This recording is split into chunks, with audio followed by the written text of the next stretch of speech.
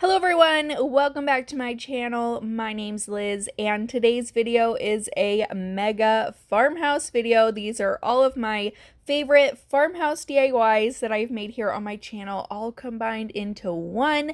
If you want to see those individual videos, click in the description box. I will have all the original videos right in there and you can see all the DIYs from those videos, and all the mentioned links will be in those original videos. So without further ado, let's start these 32 farmhouse DIYs. I got these again from my local Goodwill. I found all three in a set, which I thought was pretty awesome.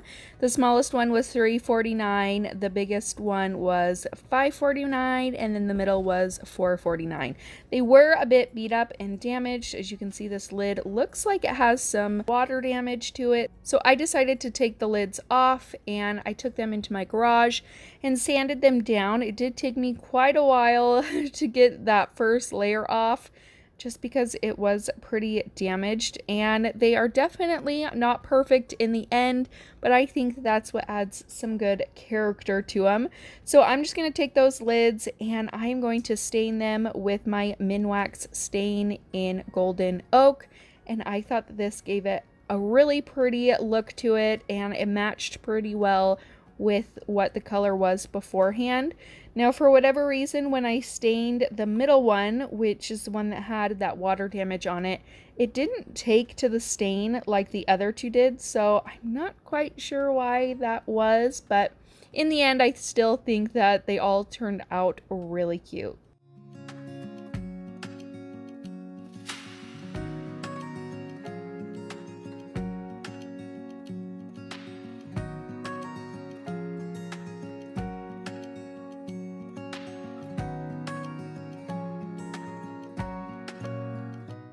And then for the jars, I took them outside and I'm going to spray paint them with this Rust-Oleum glossy paint. I wanted that glossy finish to it, so I just went through and gave it a couple of light coats.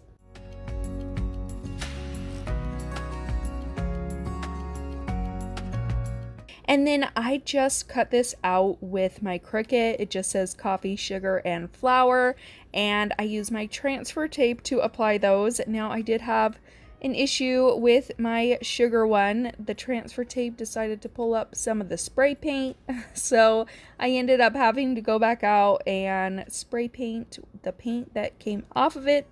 But in the end, it all worked out perfectly. I just made sure that my decals were all the same height so that they all looked cohesive.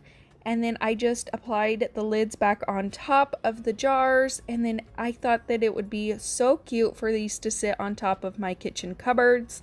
And I mean, honestly, you could set these anywhere. You could put them on your counters. But I just thought that they would add a really cute decorative piece to the top of my kitchen cabinets, and I thought they turned out so cute.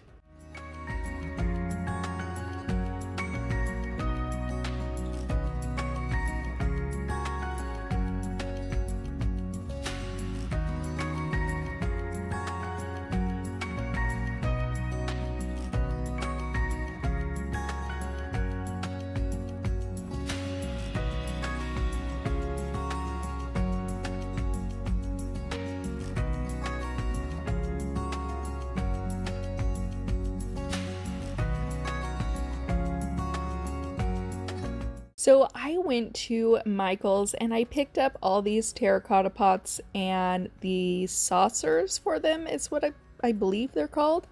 And I must not have either looked well enough, inspected well enough, or I just wasn't as careful with them as I was bringing them inside. But my two pots did have some cracks down the side, so to just try to prevent that from cracking any further, I just added some glue inside and let that dry. I have no idea if that's going to work or not. That was my best guess, and I probably could have gone online and done some research on it, but this is what I did. So you're gonna need 2 pots and 3 saucers. You're gonna go from biggest to smallest with the saucers, And then same with the pots, a big one and a small one. You can obviously match them all together when you're in the store to see which ones you're going to need. And I just decided to give all of these a more dry brushed look. So I'm just taking that same cream colored paint by Arteza and my chip brush, and I just start dry brushing and giving it a whitewashed rustic kind of feel to these pieces. The nice thing about these as well is that the terracotta pots are pretty inexpensive as well. For the 4-inch pot I paid $1.43, and then for the 3-inch pot I paid $1.19, and then for the saucers those ranged anywhere from $1.04 to 80 cents and 55 cents. They were very inexpensive. Now, what I'm going to do is I'm going to take my largest pot and I'm going to take some clear Gorilla Glue. I'm going to add that in 2 spots on my pot, and then I'll go back in with my hot glue on the other 2 sides so that I get that immediate and long-term hold. And then I just line it up in the middle as best as I can and hold it in place until it's set up. Now for my second row, I'm going to take the middle-sized saucer, and then I'm going to do the same glue with that clear Gorilla Glue and then my hot glue just around the edges of the bottom of this pot. And then I'm going to line my saucer up as best as I can in the middle and attach those together. And now for my last one, you're going to do the same thing. All you're going to do is attach that smallest saucer to the bottom of your pot. So the bottom of the saucer goes to the bottom of the pot. I tried to line those up as evenly as possible so that they were nice and centered. Now I'm going to do the exact same thing to attach this to the top of my tray. I'm going to take some of that clear Gorilla Glue, take some hot glue, and then I'm just going to center it in my middle portion of my tray. And that's all you're gonna have to do. I went to Michael's again and picked up a ton of their succulents they have out. They had so many. They were 40% off, so they were a really, really great deal. I got them for as low as $1.79. I got some for, the majority of them were $2.99, but I thought these were so much fun, and I love these succulents that hang off the sides. I just think they are so beautiful. So I was really excited to pick these up, and I just filled my entire tray full of succulents. I just played around with the arrangement. I also got some of this kind of succulent greenery that was mixed in with the succulents at my Michael's, and I just would pull off a little stem of that and place that around the succulents just to kind of add a little bit more texture. And I just really love all the colors in here and love the way that it turned out. And then I also picked up these bags of succulents. They come with 8 succulents and they were $4.99 at 40% off. And I thought these were so cute. They don't have any stems on them, so you can obviously add stems if you wanted, but I thought they were perfect to just sit in my tiered tray like this. And yeah, I love this. This is my new favorite piece in my home right now. It just gives me all that spring and summer vibes. And because I live in a desert, these succulents are pretty perfect.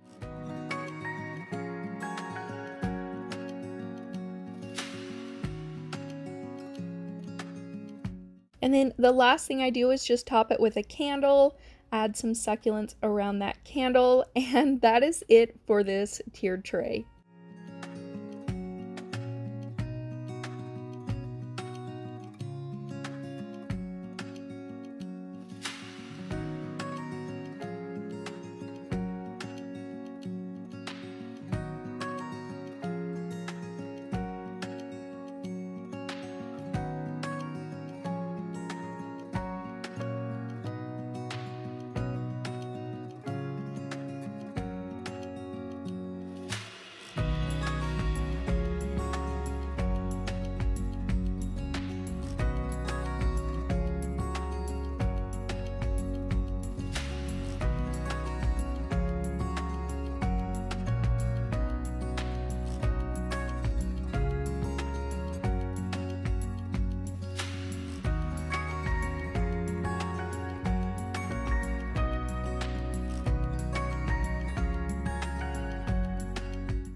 Now I'm going to take a couple pieces of scrap wood that I had out in my garage. I just measured how tall that I wanted this piece to be, and then I cut 2 angles on the top of those so that they would be flush with the baskets when I attach them together. And then I also took another scrap piece to be my bottom so that my piece would stand up. Now I'm going to take my Craft Smart stain in gray. I also get this from Michael's and I absolutely love it. I get questions about it all the time, and that's where I pick it up. I love this because it doesn't have a smell and it doesn't stain your fingers. So I can use this in my home, in my craft room, without fuming up the house and making the house smell. And I also get headaches from regular stain, so this is a perfect alternative for me. So I'm just gonna go ahead and stain all of my pieces, my 2 baskets, and then all 3 of my scrap wood pieces.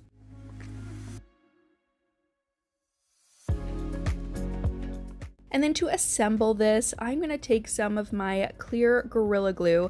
I'm going to put it at the top where those angles are, and then I'm also going to use some hot glue for that fast hold.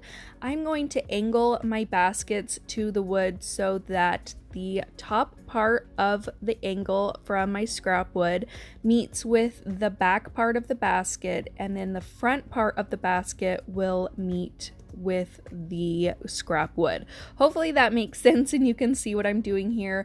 Now I messed up and I should have added my second basket before adding that second piece of scrap wood. So I ended up having to take it off and try the other way, adding the basket first. There just really wasn't a way to glue down that basket with both of those scrap pieces of wood there.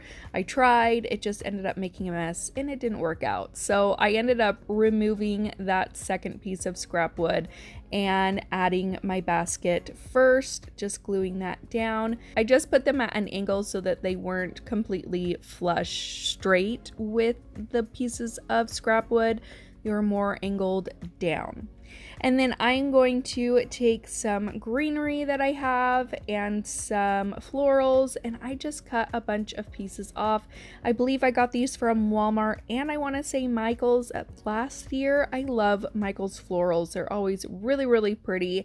So I'm just going to take those and fill my 2 baskets up with those. And then after I was done with that, I kind of felt like it was missing something and I needed to add a little something extra. So I grabbed these little tags that you can get from the Dollar Tree, and I thought these were really, really cute. I just popped off that clothespin and then hot glued those signs down to the front of each basket, and that's it for this DIY. I think this turned out so pretty and I'm so excited to add this to my spring decor.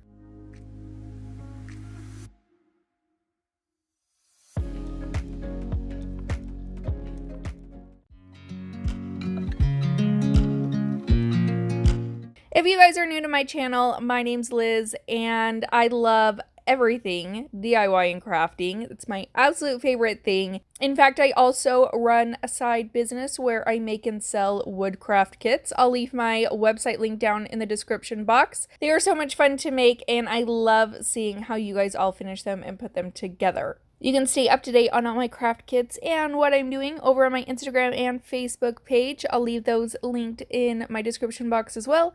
And let's go ahead and jump into the next DIY. You're going to take one of these mason jar signs that you can get from the Dollar Tree. Now, I tried my best to scrape off those flowers and leaves on there, but they just kind of melted off and then were sticking all weird, and I just could not get them all completely off and clean, so I decided to just use the back. I'm gonna take this scrapbook paper that I got in a pack from Hobby Lobby. I'm gonna trace out the mason jar on the back of that scrapbook paper, and then I am going to cut it out. And again, you don't have to be perfect when you're cutting this out. I tend to cut it out a little bit bigger so that I can go through with my sandpaper and get a nice clean edge that way. I'm going to use my glue stick again just to attach my scrapbook paper to the back of my mason jar. And then, like I said, just using that sandpaper technique to go around all the edges of that mason jar to get all the extra and excess piece of scrapbook paper off of your sign. Now I'm going to take this ribbon that I got from Hobby Lobby as well. I'm just going to wrap that around the top portion of that mason jar, add some hot glue, and hot glue it in place. I'm going to take these rub-on transfers that you can get from the Dollar Tree. I am going to cut out that middle wreath there, and I searched everywhere for these. So when I finally found them at my Dollar Tree, I may have picked up like 4 sheets of this. So I love the watercolor look to it, so I had to grab it and use it in this project.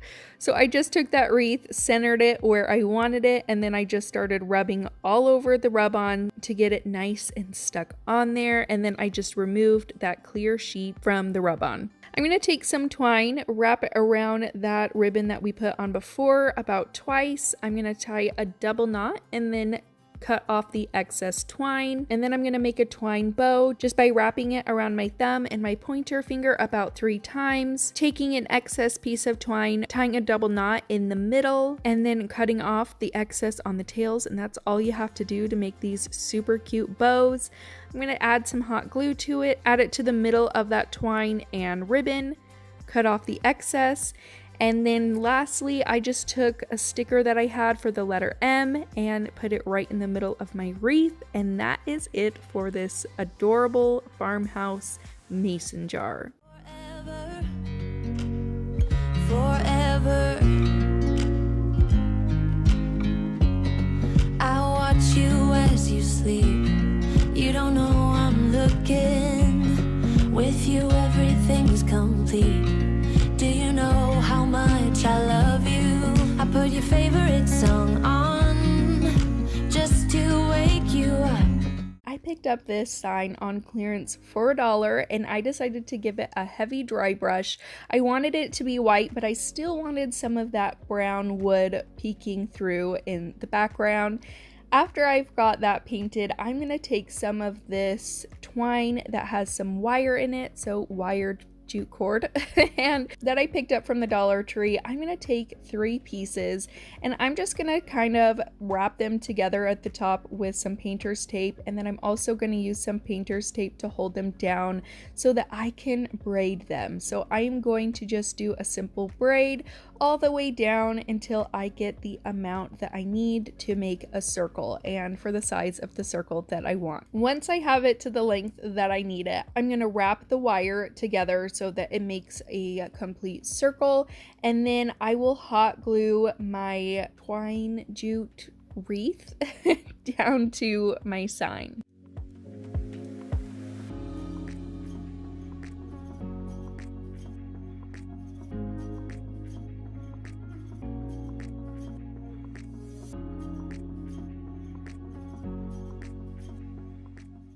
And then I just went in with some greenery that I had in my stash. I hot glued those down to the wreath.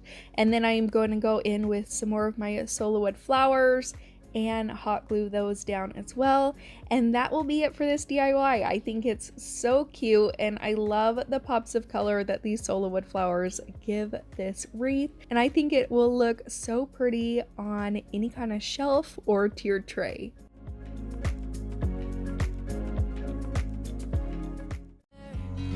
If I could stop the time, don't you know that I would? 'Cause I'm just loving this moment. Can we stay here forever?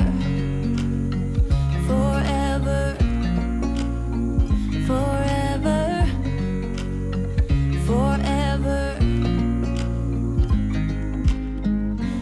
I'm gonna take this metal barn cutout that I got from Hobby Lobby. It was $4.99. I got it 50% off, so I paid about $2.50 for this. I'm gonna take my Waverly chalk paint in lacquer. Now, I love the galvanized and metal look to this, but I kind of wanted to change it up a little bit. So I'm gonna take that red paint and I'm going to paint all around the inside and the bottom portion of this barn. I wanted that traditional barn look, and I honestly don't have anything like that in my home. Everything is very wood and or metal, and I wanted something just a little different to jazz it up a little. So I'm just going to paint this red.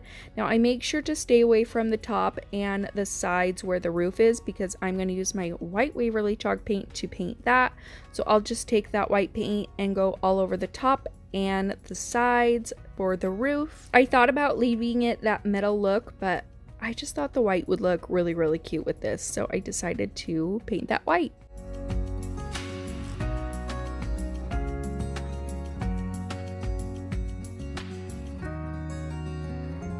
Now I'm going to take some popsicle sticks. I'm going to measure out about how tall I need them, and I'm just going to cut those off. So I took 2 that were the same size. Now I'm going to take one across diagonally from the top of one to the bottom of the other, and I'm going to cut that. I'm going to use this as a door for my barn.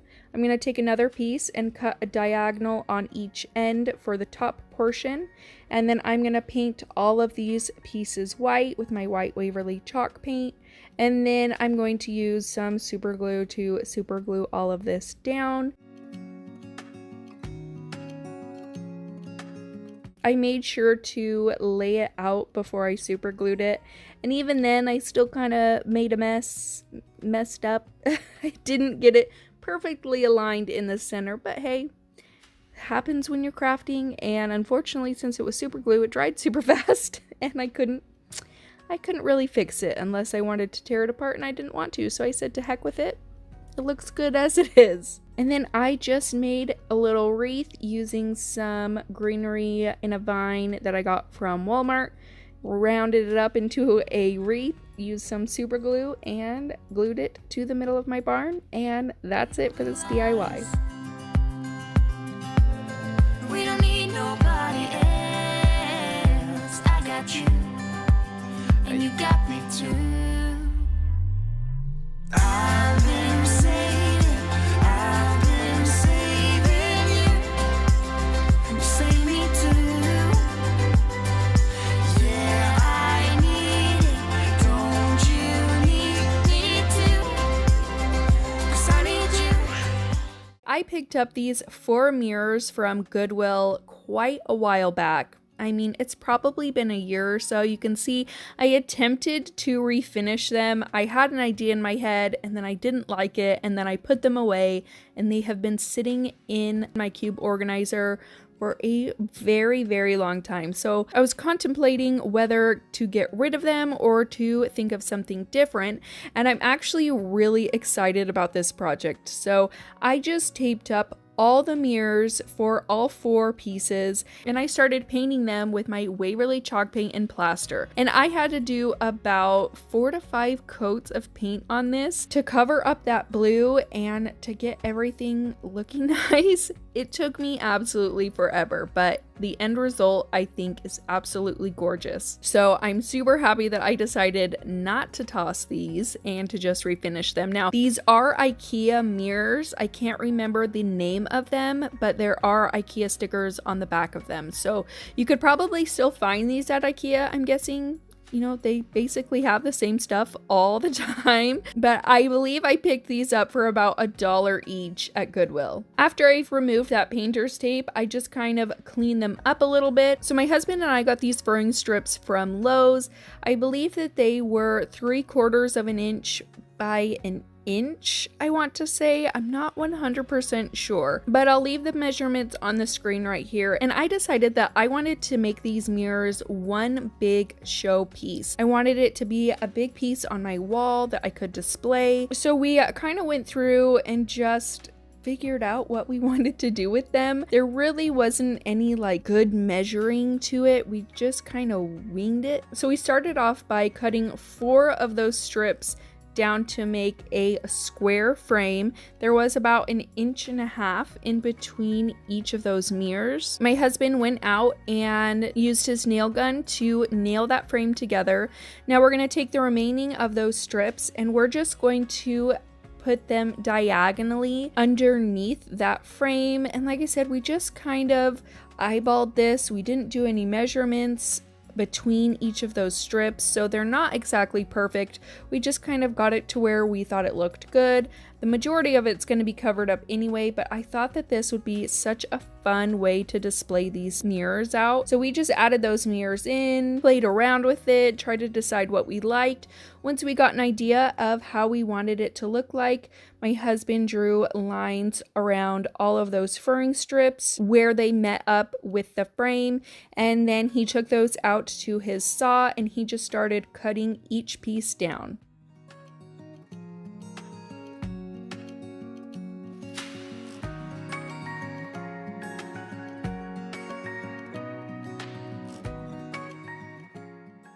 After we've got all of those cut out, he's just going to take his nail gun and start nailing all of those to the frame.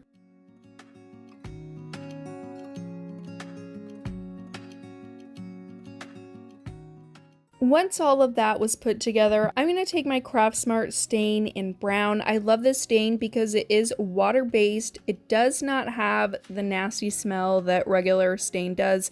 That stuff just gives me a really bad headache, so when I'm using stain, this is the kind that I prefer to use, and it's really easy to get off your fingers. So I just picked mine up from Michael's, and I'm just going to stain this entire piece in this color. You're going to use it just like you would a regular stain. Wipe it on there with a brush or a foam brush, and then remove the excess with a cloth or a paper towel. So that's what I do, just around the entire piece.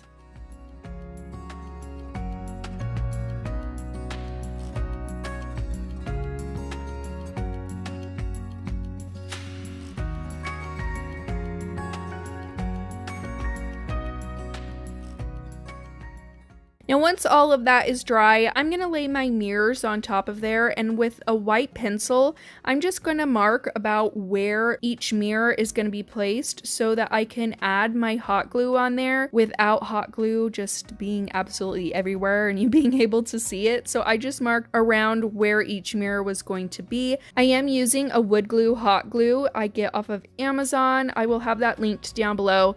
And this glue is so much stronger than your typical hot glue, so that is why I would recommend this.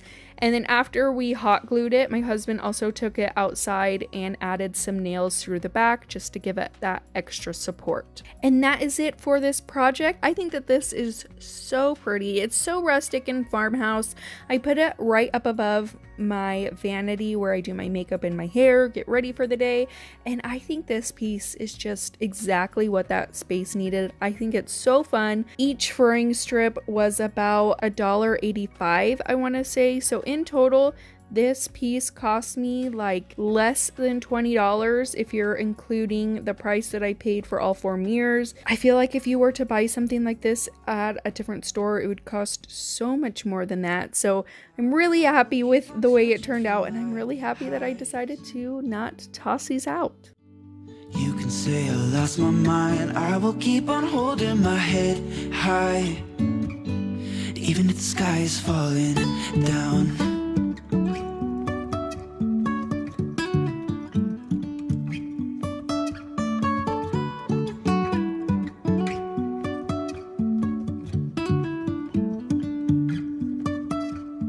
Jumping from cliffs so high, trusting our wings to fly.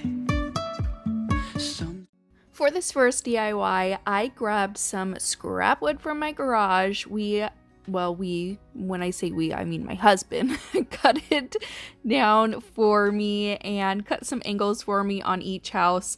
On the 2 smaller ones, he cut the angles from front to back, and then on the larger house, he cut the angles from side to side. Obviously, you can see here how they're cut. And then one of the pieces of wood had a big crack down the middle, and instead of going out and cutting a new piece, it was much easier for me to just fill it with some spackle, let it dry, and call that a day. So I'm going to start by staining all 3 of my little houses in my Craft Smart stain in gray. I love this stain because it doesn't stink and it does not stain your hands. Next thing I did was grab some scrapbook paper from Hobby Lobby. Both of these packs are from Hobby Lobby, and I just grabbed 2 pieces that I thought looked cute together, and I just started out by tracing out the sides of each house because I did want to cover all the sides. I did not want to cover the front and the back. I wanted to leave those the natural wood stained color. So for the sides, I'm just going to take a glue stick and glue my scrapbook paper down to both of those sides. I'm going to set those to the side to dry for a while, and I'm going to go to my bigger house. I took some of my Waverly chalk paint in Lagoon and I started painting it in that, and it was a little bit too blue than what I was going for. So in the end, I did do a little bit of dry brushing with the folk art chalk paint in Sage, and I liked that a whole lot better because I feel like it matches the scrapbook paper that I used a bit better. So I'm going to paint my house, but I'm going to leave the top portion unpainted, so it's still going to have that stain on there so it looks more like a roof. And then I am going to go through and distress each of my houses using some sandpaper because I just wanted it to look a little bit more rustic on all the edges. And then for my pieces with the scrapbook paper, I'm just going to take my sandpaper and rub against those sides, and that's going to remove any excess scrapbook paper that I have. And then for the doors of these houses, I'm going to take some popsicle sticks. I'm going to paint them white. These are just scrap pieces that I had. So once those are all painted white, I'm just going to measure them against the house, and then I'll cut off the excess popsicle stick that I don't need.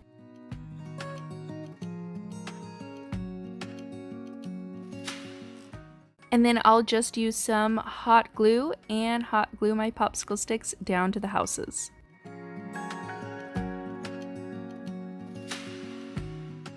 Now for this next part, I grabbed an Arteza paint pen in white, and I'm just going to start drawing on some windows now. The inspiration pieces that I've seen for these kinds of houses, they aren't perfect. In fact, the windows are all kind of different shapes and sizes, and I am no artist by any means, so this part was actually kind of perfect for me because I cannot draw a perfect square to save my life. So I just did as best as I could, kind of went for that messy look anyway, so it kind of worked out for me. But I just started drawing windows on all of my houses, and then I went back in with my Waverly chalk paint in white just to fill those houses in.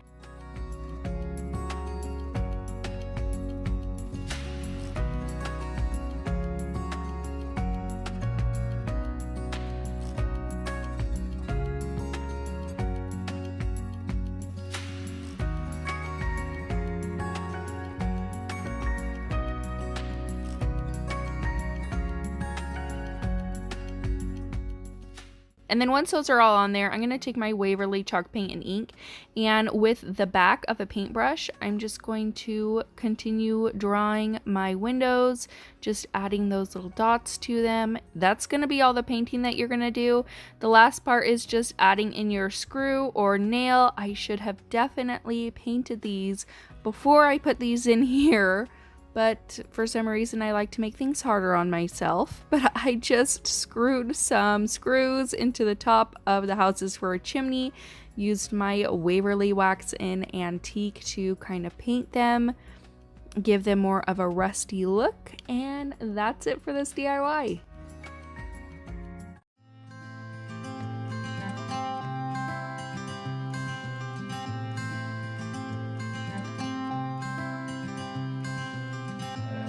You had me at hello,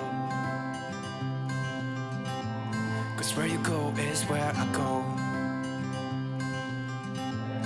I don't need nobody else. I got you, and you got me too. You can ride all the blue. I wanna do what you want to. We can leave and run away someday, someday. I've been saving you, and you save me too. Yeah, I need take 4 of these canvases that you can get from the Dollar Tree. I had already done a little DIY with one, so I'm just going to repaint it and repurpose it. I'm going to go ahead and take all the staples out of all 3 of those that need the staples and the canvases removed. You don't necessarily have to do this, but I wanted all my canvases to have a flat as possible back to them. I'm going to take these jumbo popsicle sticks that you can get from Walmart. I'm going to cut them down so they can fit really snugly in between all of those frames.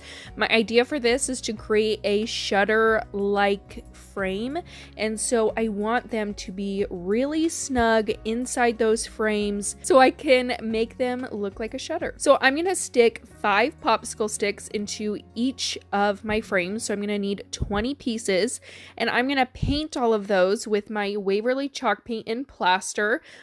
I'm going to paint the front and the back, and then I'm also going to paint all of the frames that same color, front and back. I wanted it to have a nice clean finish, so it just looked nice and finished all around. After I have got all of those painted and everything is dry, I'm going to start assembling my shutter. So I'm just going to start by inserting those popsicle sticks at an angle. For this first one, I just added some hot glue to one of the long sides and then pushed it face down into the frame so that the back was nice and flat, and then I just re-secured that with some more hot glue around the edges where the popsicle stick meets the frame. And I'm just going to do that same thing to all of my popsicle sticks. I am going to have it on its back, and I'm going to put the glue against the popsicle stick and the frame where they meet up so that it is nice and secure that way. And I will just do that to all 4 of my frames, just securing it with some hot glue, making sure that the hot glue is always in the back so that when you have it on the front side, you're not going to see any of that glue.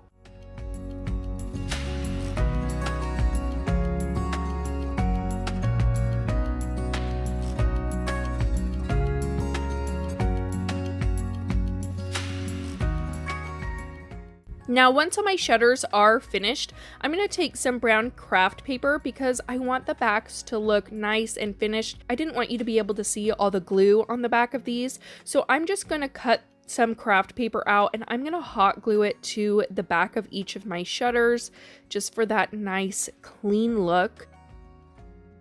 And then I'm going to take this little box that I got quite a while ago. I had painted it, I wasn't using it, and I am going to use that to glue all of my shutters together.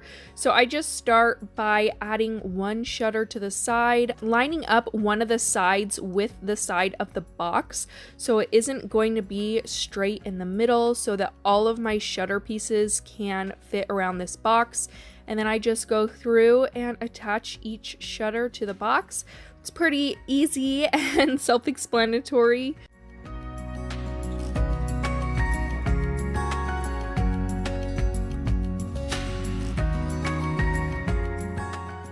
And then I did add some hot glue on the inside in between each piece so that it will just secure it that way as well.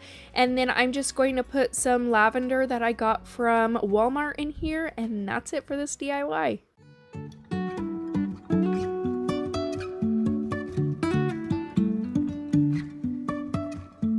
Life is a winding road, no telling where it goes.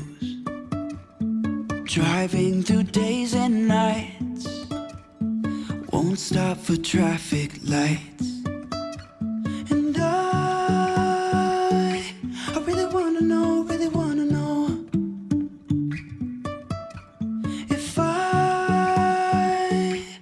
We're gonna grab a frame from the Dollar Tree. I'm gonna remove all the inside of it, the cardboard, the picture, and the glass. I'm gonna take some of this burlap fabric that I got from burlapfabric.com. I'll link their website down in the description box for you guys. They were kind enough to send me some really awesome products, so I cannot wait to show you guys what I came up with using their products. I started by taking some of their burlap fabric. I measured it down a little bit wider than that cardboard in the back of the frame.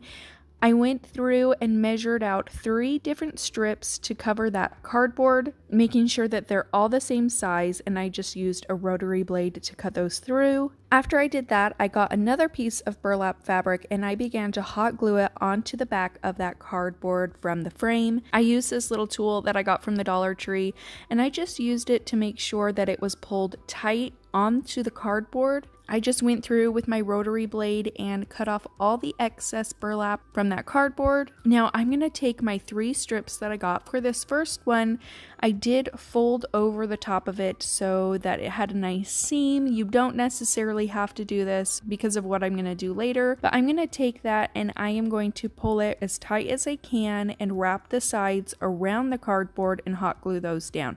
Now, I should have probably lowered this first strip just a little bit because in the end it's not completely even, but it doesn't bother me too bad.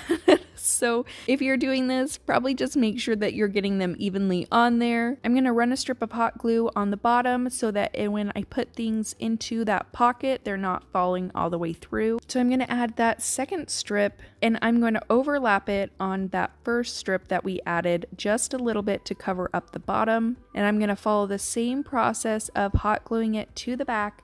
And then I'm going to follow that same process for my third strip of burlap, just overlapping that middle piece and then hot gluing it to the back. So essentially you are going to have 3 different pockets. You want to make sure that you are hot gluing the bottom of each pocket so that when you're putting things in there, they're not going to fall through. I grabbed this lace ribbon that I got from the Dollar Tree and I'm going to use this to add a little trim to the top of each pocket. I wanted them to stand out a little bit more. You weren't really able to tell where the pockets were without it, so I thought that this was a cute little way to add a little bit more extra something, a little bit more extra detail, and it made each pocket look that much cuter. So I just added a little bit of hot glue to the middle of my ribbon, wrapped it around the back, and then hot glued them onto the back. Now I'm going to take my Waverly chalk paint and plaster, and I'm going to take that picture frame that we had from the beginning and I am going to paint that entire picture frame in this paint. I did have to do about 2 coats to get that gold all covered up. Then I went in with my Waverly wax in antique and I distressed this frame. I loved the little bumps and ridges that it had on it, so by adding this Waverly wax, it gave the frame so much more detail and it made those little bumps on the frame pop out, and I thought that it turned out so cute. I'm just going to insert my cardboard back into the sign. Now you could add some craft paper or really anything else to the back of it. You could even add some more burlap to the entire back to give it a nice clean finish. And this is how my little mail organizer turned out. I thought that it was absolutely adorable and I cannot wait to hang it up in my home.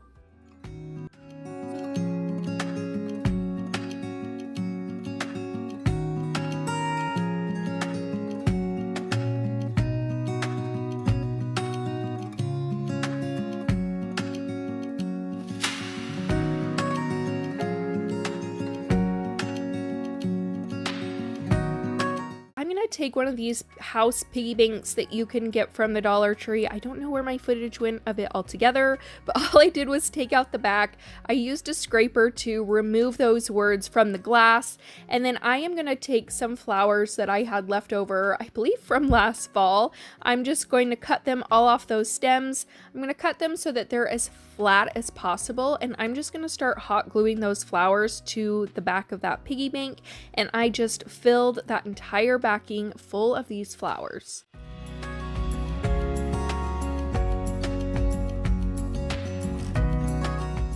And then once I did that, I'm going to take this greenery that I got, I believe from Hobby Lobby. I just picked a couple pieces off, cut them into even smaller pieces, and then I just started pushing these all throughout the flowers, just kind of messed with the arrangement a little bit, place them where I thought they needed a little bit more green.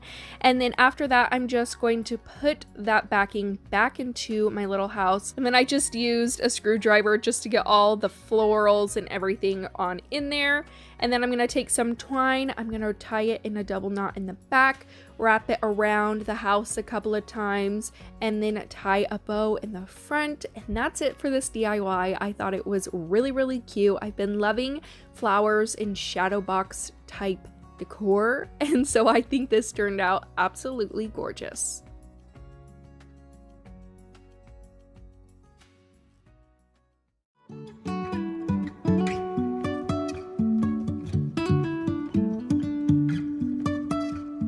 Jumping from cliffs so high, trusting our wings to fly. Sometimes we're crashing down, but we get up and start from the ground. I'm going to take 2 of these little wood pallets that you can get from the Dollar Tree in the Crafter's Square section. I just went in with some sandpaper in the beginning because they do have pretty rough edges with little pieces of wood sticking out here and there, so I tried to get it as smooth as I possibly could. And then I'm just going to hot glue those 2 pallets together. I'm going to use a popsicle stick and cut it down to size just to reinforce it so it's a little bit more sturdy. And then I'm going to take my white Waverly chalk paint and I'm going to paint the entire thing. And I did just do 1 coat on it. I wasn't too worried about it, again, having full coverage because it is going to be a rustic piece. So I just did 1 good coat.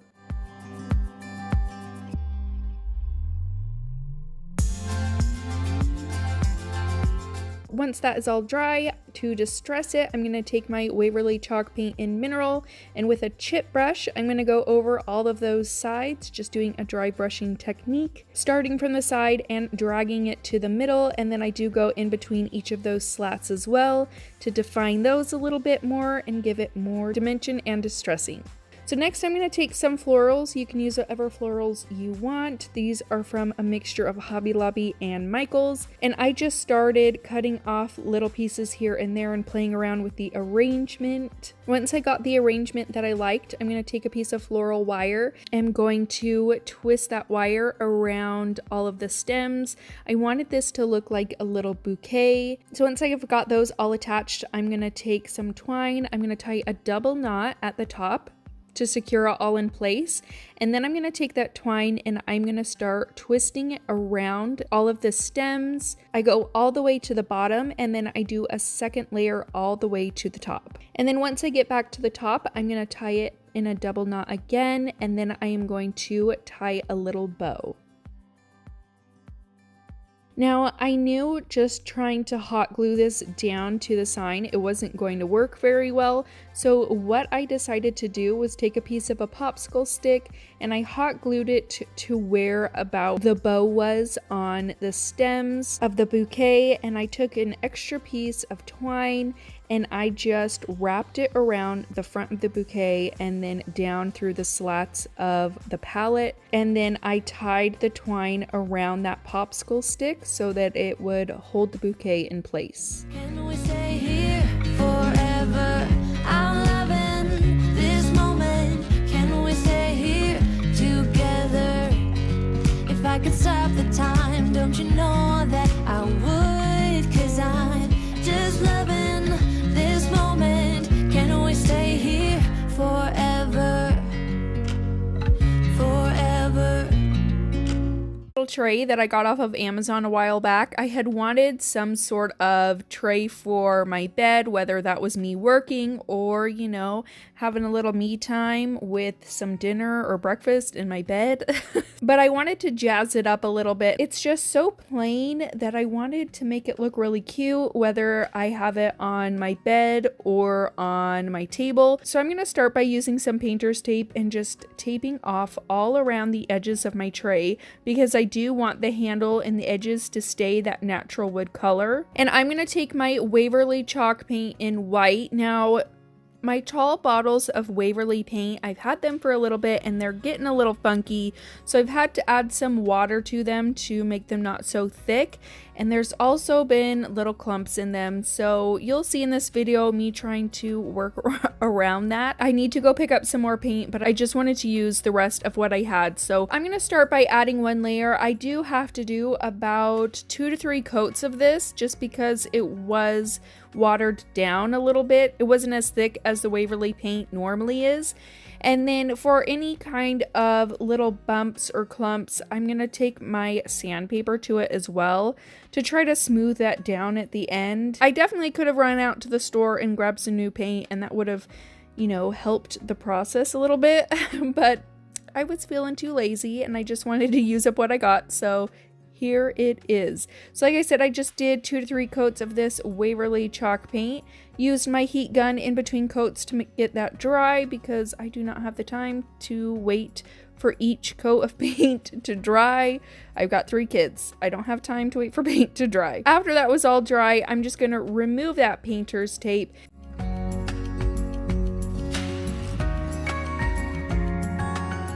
And I cut out a design using my Cricut.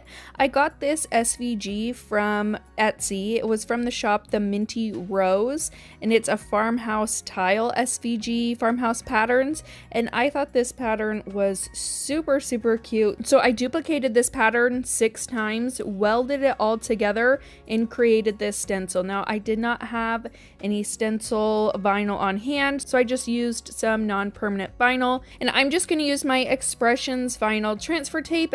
Expressions vinyl is where I get all my transfer tape and my vinyl. This transfer tape is some of my absolute favorite. I always get questions about it. It comes in a 6-inch and a 12-inch roll, which is fantastic in my opinion. So I'm just gonna go through and trim up my design so that I can get it to fit on the inside of my tray. And I just have to do little trims to each side. Now, when placing this on, I typically would use my wax paper as a way to make sure that I could get my design onto the tray as best as I could without it all sticking down. I decided to be lazy this time and not do that, and I didn't get it quite the way that I wanted it onto my tray, but that was okay because I just fixed it in the end by just hand painting it a little bit. So I just took the back part of my vinyl off, placed my vinyl onto my tray, and then removed that transfer tape from the vinyl.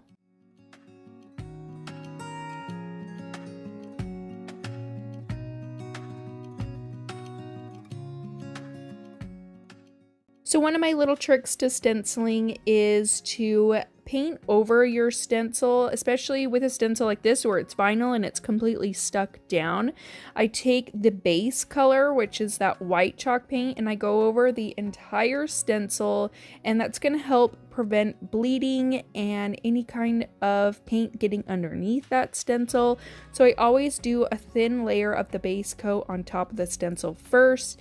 I'm going to take some more painter's tape and I'm going to paint around my tray. I don't know why I thought that I didn't need to do that, but I'm going to tape it back up all the way around. I'm going to take some Waverly chalk paint in mineral, and I'm just going to paint over that stencil. I'm going to do dabbing up and down motions, and then I am just doing light coats over the entire thing. You don't want to go too heavy-handed, and you don't want to do swiping back and forth motions because that is just going to give you more of a chance for your paint to bleed underneath that vinyl. And I'm just going to do this over the entire stencil, and I did do about 2 coats of it. I wasn't aiming to get it absolutely perfect. I wanted it to kind of look a little bit more rustic and distressed. For those edges that I didn't get completely centered, I'm just taking a small detailed brush and continuing the pattern all the way to the edge and painting in, just so that there isn't a line where it just, you know, completely cuts off from the pattern, if that makes sense.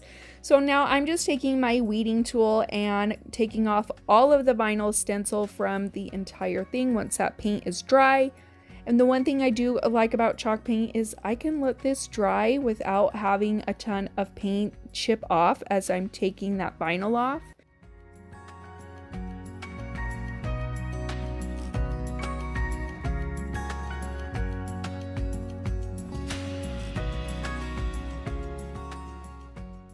Now I'm just going to remove that painter's tape, and then to seal it all in to make sure that the paint doesn't scratch off when I'm putting things on top of the tray, I'm going to add a layer of protection. I'm just going to use some Mod Podge. It's just the matte Mod Podge, and I just did 2 layers over the entire thing. You could obviously use whatever kind of sealer or protectant that you want on top of this, but this is the way my tray turned out, and I could not be happier.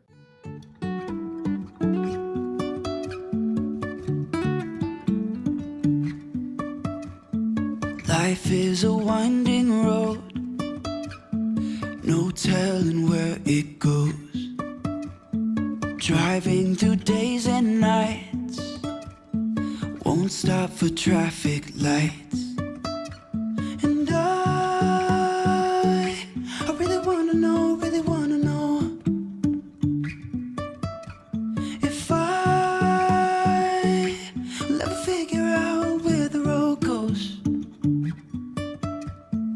Even if I'm going to grab some caulk that you can get from the Dollar Tree. I'm also going to grab one of these metal baskets, metal planters that you can also get from the Dollar Tree. And I'm just going to start putting caulk all over the outside of my planter. You're going to want a pretty thick layer of this on your metal basket. So I'm just using my finger to kind of smooth it all out. I'll add more, smooth it out, and I'm going to do that over the entire outside of our planter, just making sure to get it as thick as I possibly can. I probably could have gone even a little bit more thick than I did, but this was the very first time that I tried this, so I was kind of just winging it and seeing what worked. So after I get all of that caulk on the entire outside of our planter, so I'm going to take the back of a paintbrush and I'm going to go in circular motions all over my planter and in the caulk. I wanted it to have a cool design to it, so this is what I came up with, and I'm just doing it randomly. I'm not doing it in any sort of pattern. So you can see I'm just taking that paintbrush and swirling it around. If the caulk started coming off of the planter, I just kind of mixed it around a little bit more to kind of cover up that tin. And I'm just going to do this same technique over the entire thing until it looks the way that I want it to. And then as you can see, as my paintbrush pulls up, it kind of pulls the caulk with it. So I just took the end of my paintbrush and kind of dabbed those down so I didn't have like little spikies all over my planter.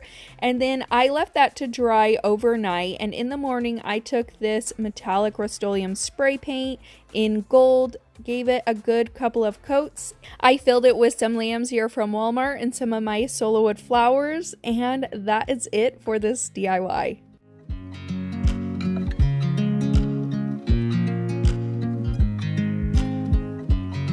I watch you as you drive. Do you know I'm looking? And I can't help but smile. Do you know how much I love you? You put my favorite song on. I put my feet up, and we just sing along. You're going to grab one of these small wreaths that you can get from the Dollar Tree. I believe they come in a pack of 2. And I am going to grab this ticking fabric that I got from burlapfabric.com. You can use whatever kind of fabric that you want. Now, I will say this is definitely a movie kind of DIY where you want to sit down, turn a good movie on, put a good audiobook on, something that you can have to entertain yourself while you're doing this, because this took me at least an hour, I want to say. All I did was cut out strips. I really didn't do any kind of measuring. I just took one strip that I felt like was a good size and based it off of that. I cut out a ton of strips and started just doing a simple tie to each individual ring. And I did tie them on all 3 sections that you can see there, the 3 different rings. And then after I was done tying them, I did go back through and trim some of them up. I wanted to make sure that they were all one length and try to make it look as even as I possibly could. I think this is so much fun. I love the texture of it, and I love the fabric. I love this ticking fabric. It is absolutely my favorite. I have a pillow made out of it that I did in a separate DIY. So this is definitely one that I'm absolutely loving. Now, after I've done that, I'm going to take this canvas that I got from Ross at least 4 years ago, and I'm going to cut off the canvas from the frame. I don't use this anymore. It's been sitting in my closet for a long time, and it was just going to go in the trash, and I thought, why not just reuse it? So I'm going to remove that canvas and get all of the excess canvas removed from the back of the frame. But you can use whatever kind of frame that you want. It doesn't have to be a canvas frame. You could go to Hobby Lobby and just pick out one of their frames from there that you can get for pretty cheap, or even at a thrift store. And I'm just going to start by taking my Craftsmart stain in the color brown, and I'm just using this just like a stain, painting it on and then wiping it off with a paper towel. And I just painted the entire frame in this color.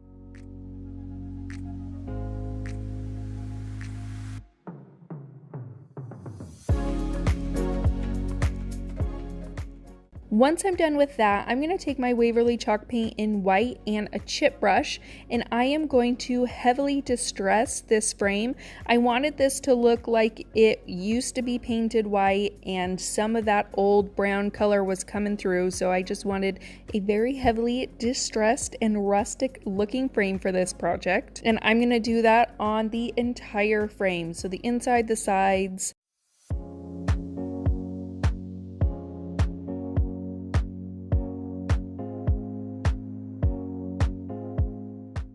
Now I'm going to take some burlap ribbon that I got from the Dollar Tree. I'm going to loop it through the wreath and then fold it over the top of the frame. I'm also going to take this ribbon that I got from Hobby Lobby. I thought this was so cute. I love that soft pink color that it has to it, and it's the shape of a vine with leaves. I just think it's absolutely adorable, and I think it leaves a really pretty pop of that pink for spring. That's something that I'm absolutely loving for the springtime, just that really soft pink color. And then I just take my staple gun, staple it back to the frame, and that is it for this DIY. Talk a little deeper, kiss a little harder. I wanna love out loud. Talk a little deeper, kiss a little harder. Love a little louder. Love a little louder. We went to a small bar with neon lights. Talked about everything. Hello everyone, welcome back to my channel. My name's Liz, and in today's video I have some super easy and really cute DIYs for you, so let's go ahead and jump on in. So for this first one, I am going to take an 8x10 canvas frame. I'm going to just cut with my utility knife, cut that canvas off of the frame, and then I will go through and remove all the staples because I want the back to be completely flat. And then there were some staples in the front of the frame that I removed as well, and I originally wanted to keep the natural wood look of this, but with those staples there and the holes that it left behind, that just wasn't going to work. So what I did was remove all those staples, and then I took some spackle from the Dollar Tree and I just used that to fill in those holes on the front of the frame. And then I'm going to take my Waverly chalk paint and plaster. I'm going to grab some of these wood planks from the Dollar Tree, and I am just going to dry brush all over the frame and 3 of those wood planks. Like I said, I wanted this to look as natural as possible, but with those holes in the front and the spackle, I had to paint over it. So I just went through and dry brushed all over them. After those are all dry, I'm going to take some hot glue and I am going to glue the 3 planks to the back of my frame.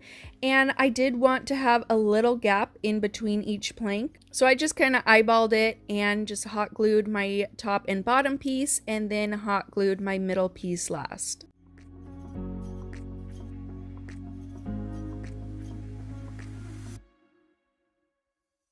After I've done this, I'm going to take some of these, I believe they're called blooming flowers. I got them from the Dollar Tree, and I'm going to take 3 of them and hot glue them down to my sign.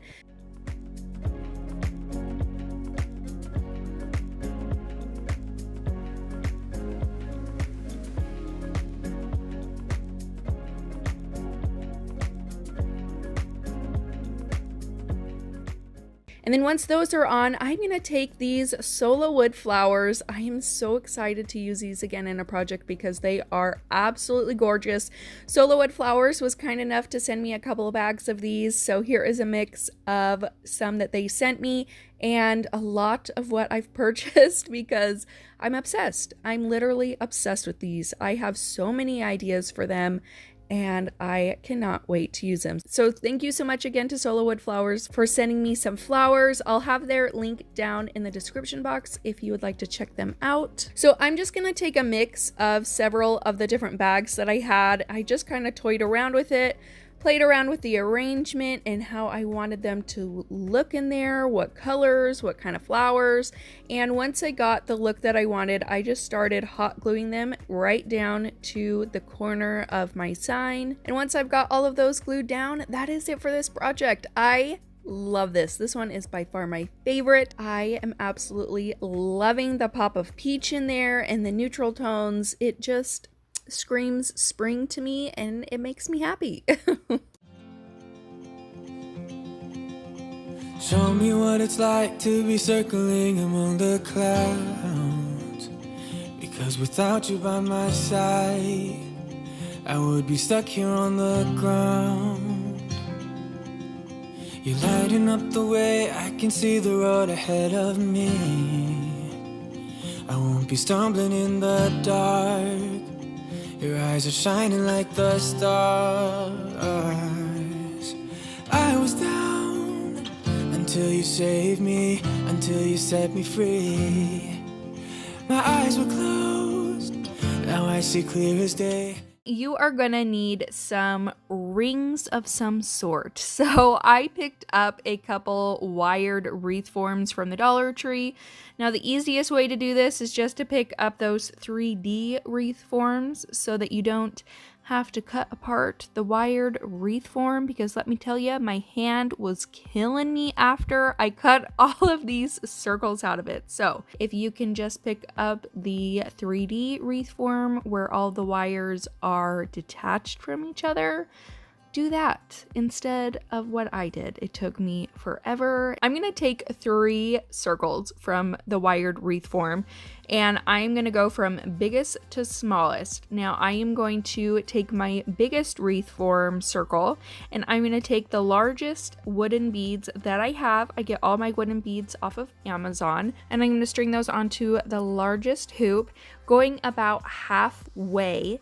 And then I'm gonna take one bead and fill it with hot glue just to secure those 2 ends of the hoop together. And then I'll just move the rest of my wood beads to that side so that they are all on the side with that wood bead that's glued down, if that makes sense. And then I'm gonna do the exact same thing with my other 2 hoops. And I just did a smaller size of beads for the middle and then an even smaller size of beads for my last hoop.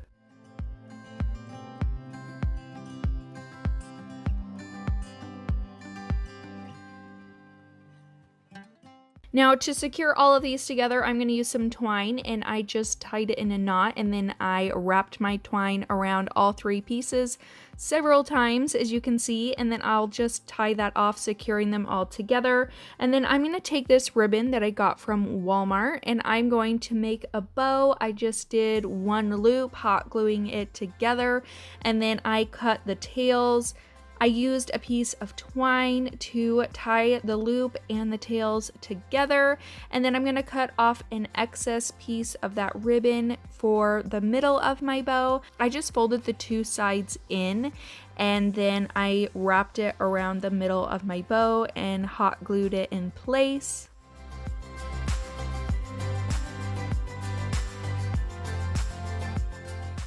And then I'm going to take that excess twine from the back of my bow and I'm going to tie that onto the top portion of my wreath, I guess we're going to call it. And then I'm going to hot glue the tails in place because I did want them spread out and to cover the rest of those wires.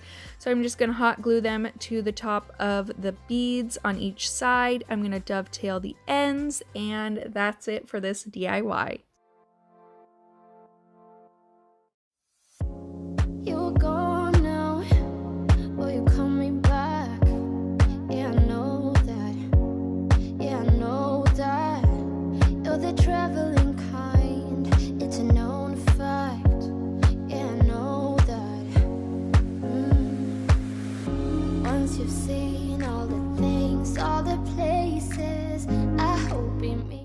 to grab another piece of burlap fabric. You're going to cut it down to the size of printer paper, so about an 8.5 by 11.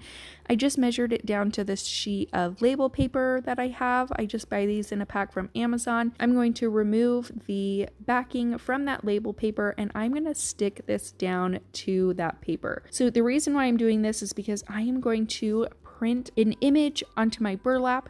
I want to make sure that the ink isn't going to seep through my burlap and get all over my printer. So that is why I use the label paper, so that it sticks to the burlap and is all secure. And also it gives it a little bit more firmness for the printer to drag it through and print the image on it. And I just used my Cricut to add a design to it, and I just sent my design to my printer.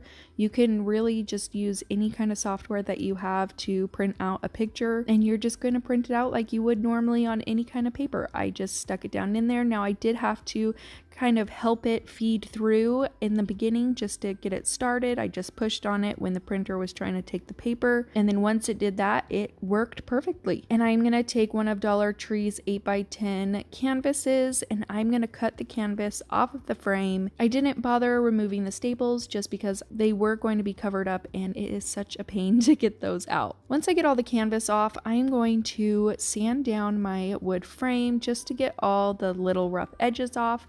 I'm going to take my Waverly chalk paint and plaster, and I'm going to paint the entire frame in just one coat of this paint.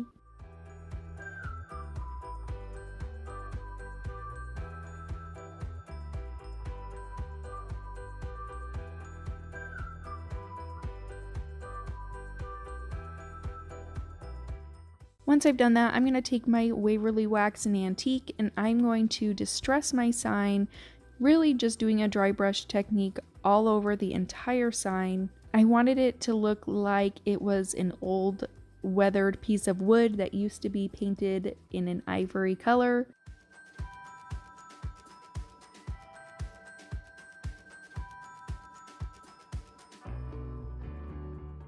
And to help it look a little bit more weathered, I'm going to take some sandpaper. I'm going to go over that entire frame with that sandpaper.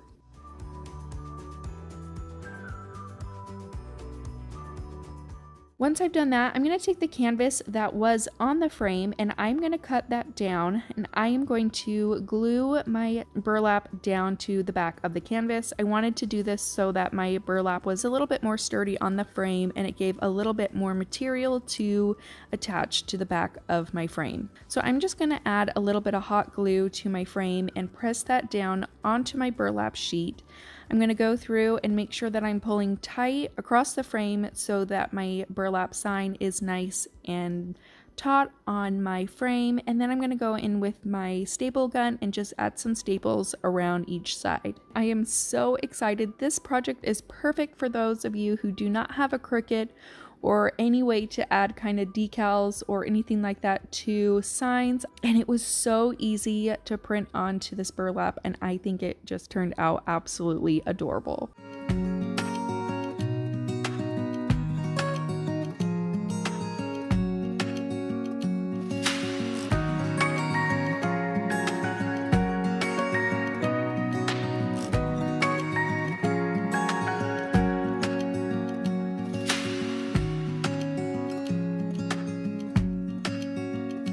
I'm going to take one of these milk glasses that I believe I got from Hobby Lobby quite a while ago. I'm going to take some wire. I just measured out from the bottom of that milk glass a little bit further from the top of it. I cut that wire down, and then I'm going to take these large wooden beads that you can get from Amazon, and I am going to start stringing them onto some twine and then also onto that wire.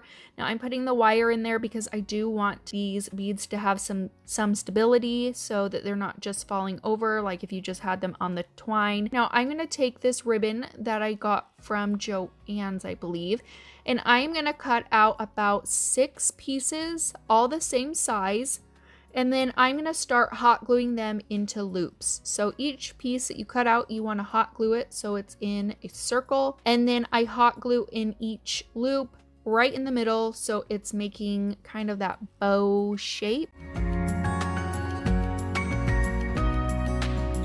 And then I'm going to start hot gluing them together. So I'll take that bottom one and I'll cross my second one over. Then I'll take my third one, cross my third one over, and then my fourth one over, and then my last one. So I guess only 5. You're only going to need 5 of those loops. And then I'm going to hot glue that down to the top of my beads. And then I'm going to take a slightly smaller bead and hot glue that to the middle of your little windmill slash flower, kind of whatever way you want to look at it. And then I'm going to put those beads right inside of that glass, and that's it for this DIY. All that we have is each other now. Promise you won't leave my side. I hope who I am is enough for you. If I'm giving you my love, giving you my love.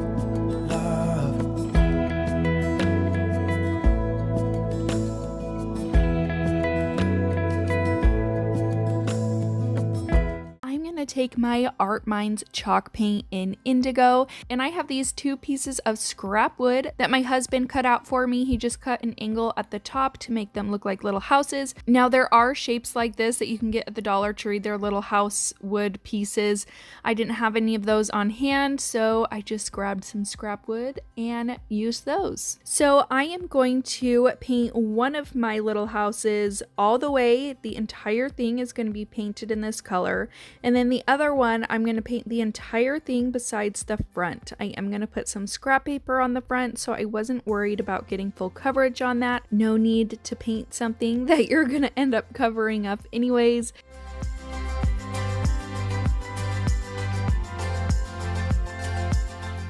Now once everything is painted and nice and dry, I'm going to take some sandpaper and I'm going to hit all the edges of the houses. I wanted them to look distressed and weathered, and I wanted that natural wood to peek through on all those edges. So I just went over it with sandpaper until you could see that natural wood come through. And then after I've got it all sanded down the way that I liked it, I'm going to take a baby wipe and just wipe it all down, clean it up, and then I also use it to do a little bit of wet distressing on some of it as well. Now I'm going to take this scrapbook paper that I got in a pack from Hobby Lobby. I believe it's called their farmhouse pack, and I'm going to take one of the houses, trace it out, and cut that scrapbook paper out. I'm going to use a glue stick to attach that scrapbook paper down to it. While that is drying, I am going to move on to my second house. I'm going to take these wood beads that I got from Amazon, and I'm also going to take some wire, and then I attached it to some of this baker's twine that I got from the Dollar Tree. I was having a different image of how I wanted it to be, and I didn't end up going with it anyway, so you don't necessarily need to do this. Just string your beads on a piece of wire, and then when you get as many beads as you want on there, you're just going to fold it into a circle, twist the wire together till that is nice and sturdy, and those beads aren't going to come off. You can cut the excess wire off with some wire cutters. Now I'm going to make a bow using that baker's twine. What I'm going to do is just wrap that twine around my fingers several times until I get the thickness of it that I want. I'm going to cut off that excess string, and then I'm going to take another piece of that string, wrap it around the middle, and tie a double knot. This is super easy to do, and I think these bows turn out cute every single time. There's really no way to mess this up. It's one of my favorite ways to decorate all of my DIYs. So now I'm going to take some floral that I got from Hobby Lobby. I'm just going to cut 2 little pieces off of there. I'm going to start by hot gluing my little beaded wreath down to the top of my house. I'm going to take those 2 greenery pieces and I'm going to start hot gluing those down to the top middle of that wreath. And then to finish it off, I'm just going to add some hot glue to my bow and hot glue that right to the top of my wreath, covering up those 2 greenery stems. I'm just going to trim off my twine, and that is it for that little house. Now moving on to the next one, I'm going to go around using my sandpaper to get off all the excess scrapbook paper that's hanging over the edge of the house. Plus I wanted that scrapbook paper to have more of a distressed look to it, and I think sandpapering it like this does a fantastic job. So I'm just going to go through to all the edges and make sure that all that excess is off of there. Now I'm going to take my Waverly wax in antique and I'm just going to lightly hit all of those edges, and then I use my finger to rub it in. This is just giving it a little bit more of an antique look to it. And then I also go around and do the same thing to the other house.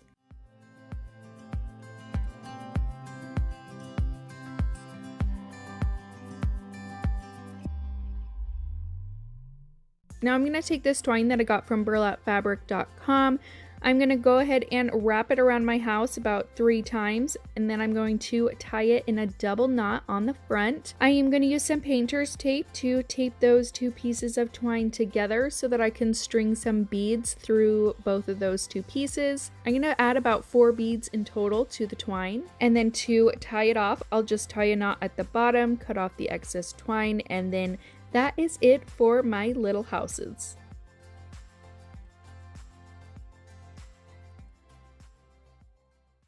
Once you've seen all the things, all the places, I hope it means that you'll come home to me. Once you've traveled the world, all the spaces inside your heart, I hope I'll be your end destination.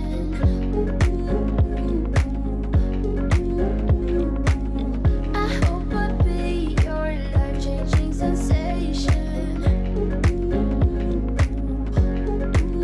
I'm going to take one of these long signs from the Dollar Tree. You can get them basically all year round for all sorts of different seasons. Mine just happened to be from fall, and I'm going to flip it onto its backside, and I am going to paint that with my Waverly chalk paint in white. Now I picked up these buckets from the Dollar Tree, and you'll notice that I cut one in half. That's the one that we're going to be using today. I had my husband use his rotary tool and it had a blade on it that could cut the bucket in half. I was way too afraid to use it, so I had him do that portion for me. So we just cut that bucket in half, and then I'm painting it with 2 coats of my Waverly chalk paint in Agave. And then I'm just going to take some more of my white Waverly chalk paint and just distress and dry brush over that bucket, all over and even on the handle. Now I'm going to take these 2 picture frames that I also got from the Dollar Tree. I'm going to remove the little stands on the back. And now to be able to attach my bucket to my sign, I'm going to take some tumbling tower pieces and I'm just going to put those right against the sides of the bucket, and then I'm going to add some hot glue and attach it to my sign.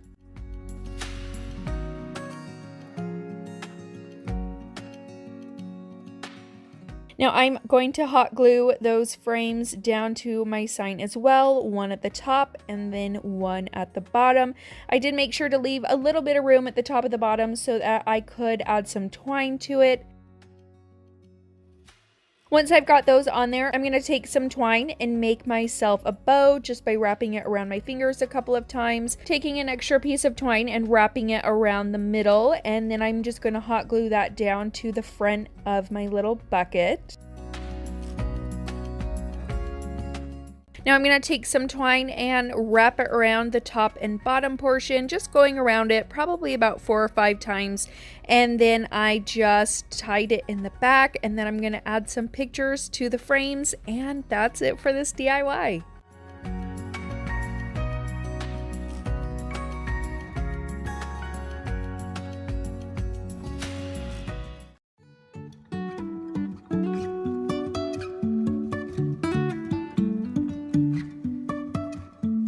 Life is a winding road, no telling where it goes. Driving through days and nights, won't stop for traffic lights. And I really wanna know if I will ever figure out where the road goes. Even if I'm falling down. you're going to grab one of these wood houses that you can get from the Dollar Tree.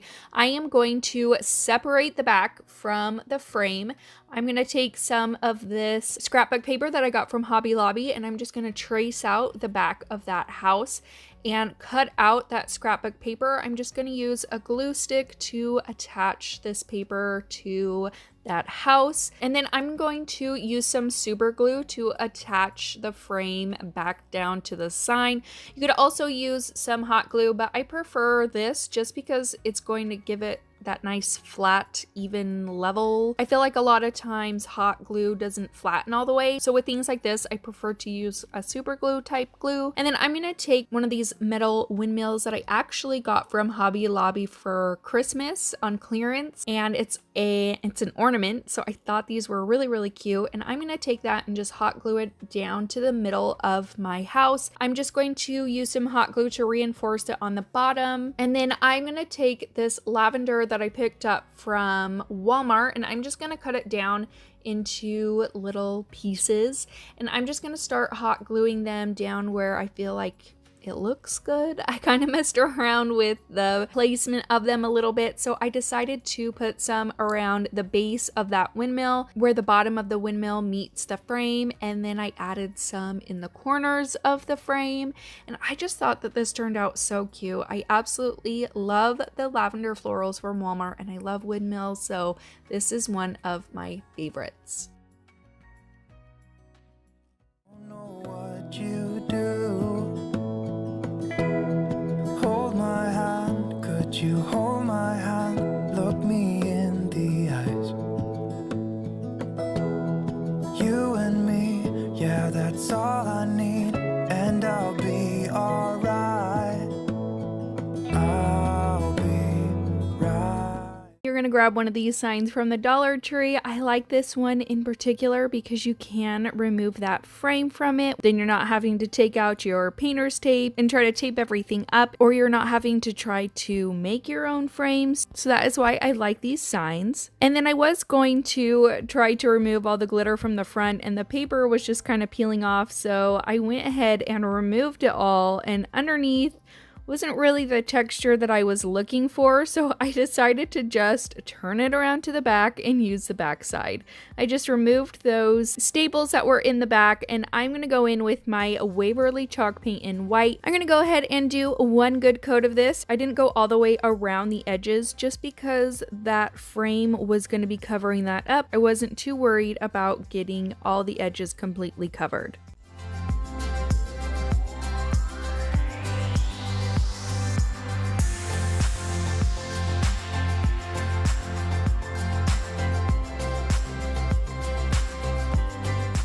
Now I cut out this decal for my Cricut design space.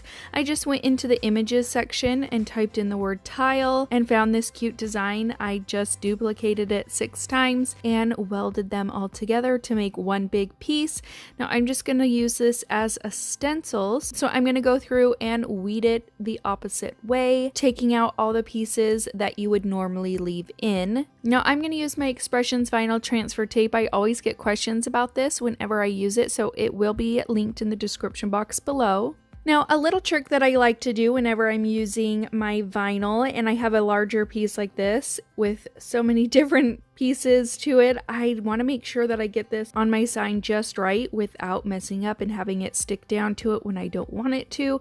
So I'm going to take a piece of wax paper. I'm going to lay my decal on top of that wax paper, leaving just a hair of that vinyl off of the wax paper so that there is just a little bit of stickiness to it. So when you get it where you want it, you can just stick that portion down, remove that wax paper, and then lay the rest of your decal on your sign. This allows you to move your decal around without it all sticking down. I like to be able to get it just where I want it before I stick everything down. Then once I got that on there, I am just going to remove that transfer tape and I am going to begin stenciling. I'm going to use this apple barrel paint called Admiral Blue, and that's what I'm going to use to go over my sign, and then use this stencil brush to do light layers all over the stencil. When you're stenciling like this, you want to make sure that you're doing up and down motions. Like I said, with just some light layers. I do go over it about twice, because I don't want so much paint on there all at once to potentially leak or bleed underneath the stencil itself. So I just made sure to take my time, do those up and down dabbing motions, and then I will start removing that stencil.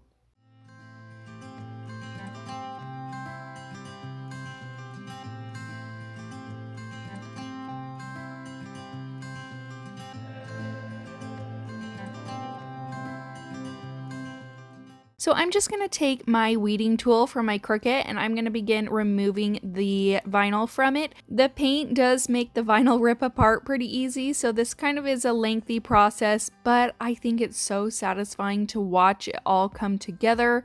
So I just went through and used that weeding tool to peel off all the vinyl from my sign.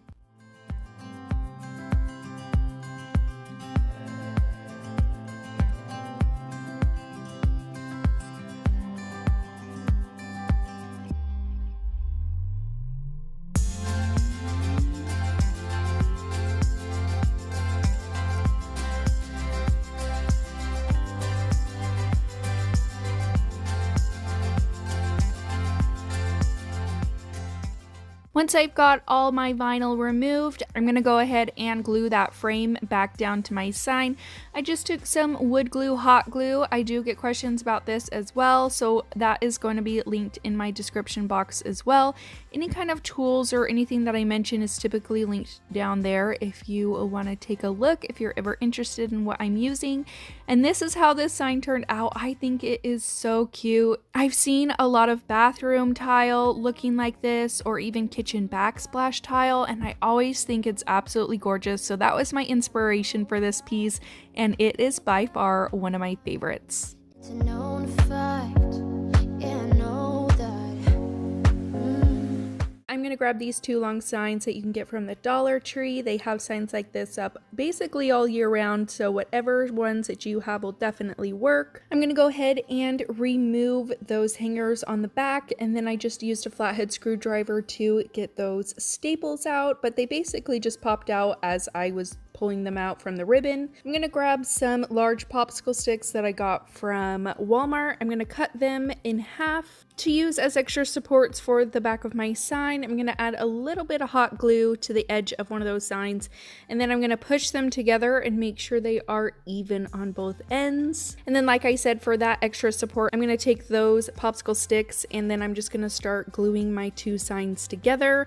I am also using a wood glue, hot glue that you can find a link for in my description box below. This I find holds up way better than regular hot glue, so this is the kind that I always like to use. Once I've got my support on there, I'm going to flip it around and we are going to use the back side as the front side of our sign. I'm going to use my Waverly chalk paint in white, and I'm going to give my entire sign a good one coat. I wasn't too worried about covering it completely because this is going to be a rustic and distressed sign, so no need to do multiple coats for this sign.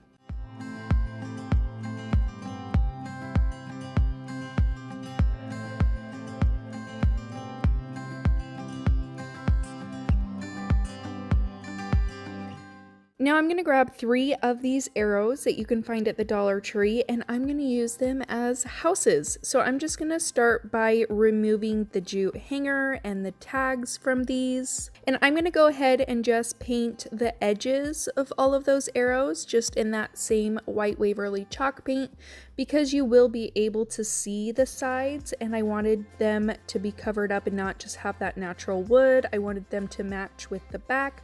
So I did just take all 3 of those wood arrows and paint all the sides in white.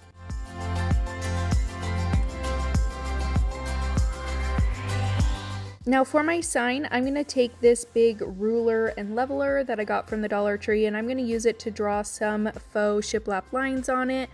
I just followed those same indentations that were in the sign already, and I just matched those up. I went over those pencil marks with my Waverly chalk paint in mineral just to give it a little bit more definition. And then I'm going to take a chip brush and go around all of the edges of my sign so it looks a little bit more weathered. And then whatever I have left on the brush, I'm going to drag it through the entire sign. I also went through and did little circles on them to kind of make it look like little knots here and there. I don't know if they exactly looked like that, but I thought it was cute. Once I have it all painted and the paint is dry, I'm going to take my sandpaper and just rough it up a little bit, go over those lines to soften them up. And then I'm going to take this home sign that you can also get from the Dollar Tree. I just cut off the jute hanger on there. And I have been loving the two-tone look on the word cutouts that you can get from the Dollar Tree. I've seen several people do it and I think it looks absolutely gorgeous. So I decided to do a two-tone with mine, and I'm going to just take my Waverly Chalk Paint in Mineral. I love these two colors together. I think that the natural kind of wood look that the home sign already was with this mineral color, they just look so good together. It's not too much of a difference, but I love the way that it turned out. So once it's all painted, I'm just going to remove that painter's tape, and that's all you have to do for this. I think it is absolutely adorable. So I'm going to go back to my arrows. I'm going to take some scrapbook paper that I got from Hobby Lobby. Both of the scrapbook paper that I'll be using in this DIY is from Hobby Lobby, and I'm going to trace out my arrows with that paper. I'm going to do 2 of the same paper and then 1 that is different. Basically, 2 of them are going to have a wood texture to them, and the third one is going to have a brick texture to it. I'm going to get all 3 of those arrows cut out. I'm just going to take a glue stick and I'm going to use that to attach my scrapbook paper to my little arrows, which are just gonna look like little houses. And I thought this scrapbook paper was so pretty. I love the herringbone pattern that it has to it, and I love the faux wood. I think it's absolutely gorgeous. And then for the third one, it's this brick texture that I thought was so pretty as well. So you got your wood houses, you got your brick house. So I thought that these were so cute. And then I just went in with some sandpaper to all the edges of my houses to get all the excess paper off of them. Any of the paper that was hanging off all the edges, I just went back and forth, and the paper comes off really, really easy. And I also like that it gives it a little bit more of a distressed look to the paper. Next, I'm going to hot glue all my houses down to my sign. I'm just going to lay them out right in the middle. I just did the wood house and then with the brick house in the middle, and then the other wood house on the other side. And I tried to just line these up as even as I possibly could.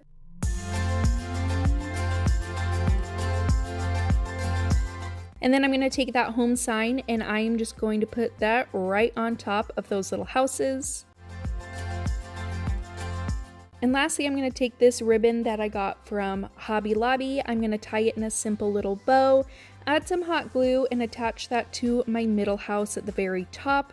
I'm going to dovetail the ends, and that is it for this home sign. I think it's absolutely beautiful. I love how neutral it is, and I'm so excited to add this to my home decor.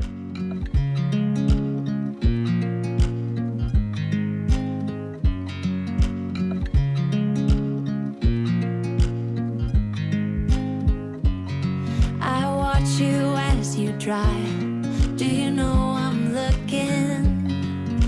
I can't help but smile.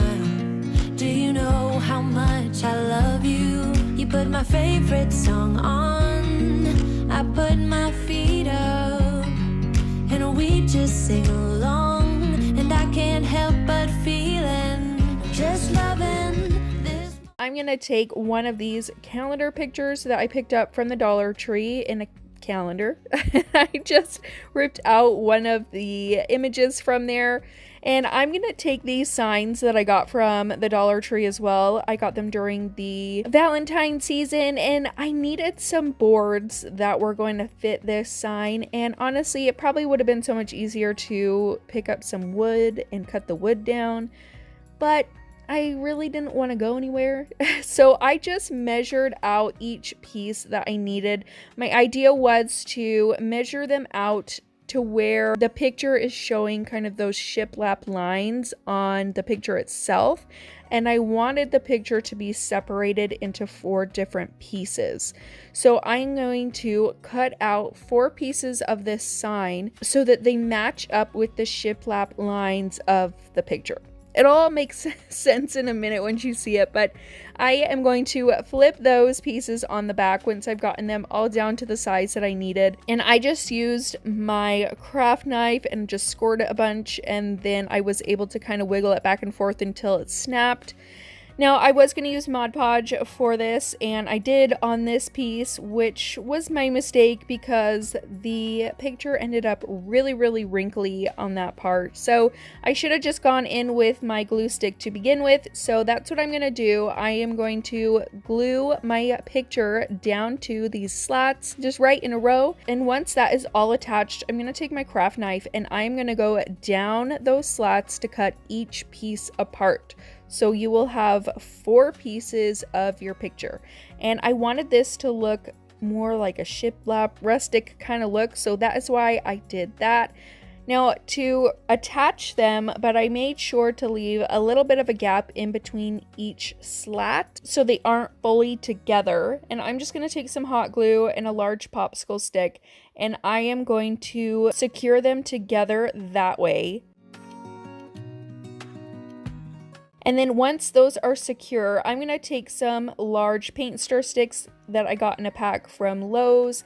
I'm going to take my Craft Smart Stain in Brown and I'm going to stain all 4 pieces. Now I just measured around my sign and went out to the miter saw that I have in my garage and cut them down that way.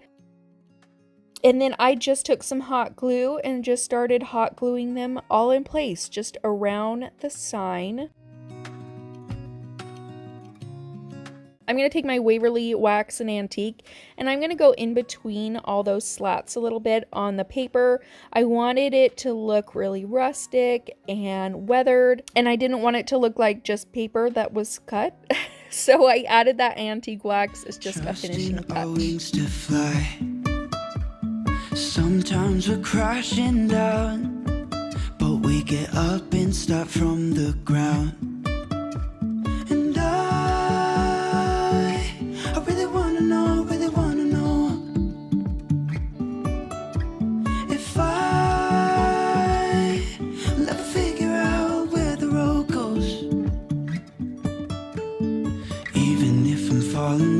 I will keep on searching for my highs.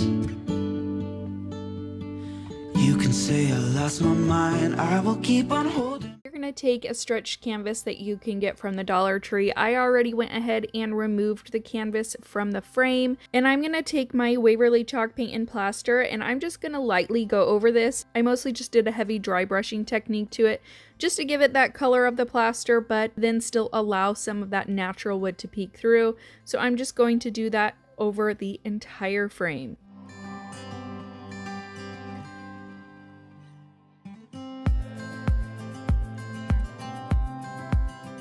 So once I've got that all dry, I'm going to take some scrapbook paper. I got this paper pack from Joann's. It has a really pretty blue shiplap design in there, and I'm going to take that. I'm going to take my frame and trace around the back of it. I'm going to cut that paper out, and then I'm going to start hot gluing the paper to the back of my frame. And I mostly just did the corners when I did this. I wasn't worried about going around all of the sides because later on I will be stapling it down as well. I'm going to take that canvas that I removed from the frame earlier. I'm just going to trim down the sides, and then I'm going to attach that to the back as well.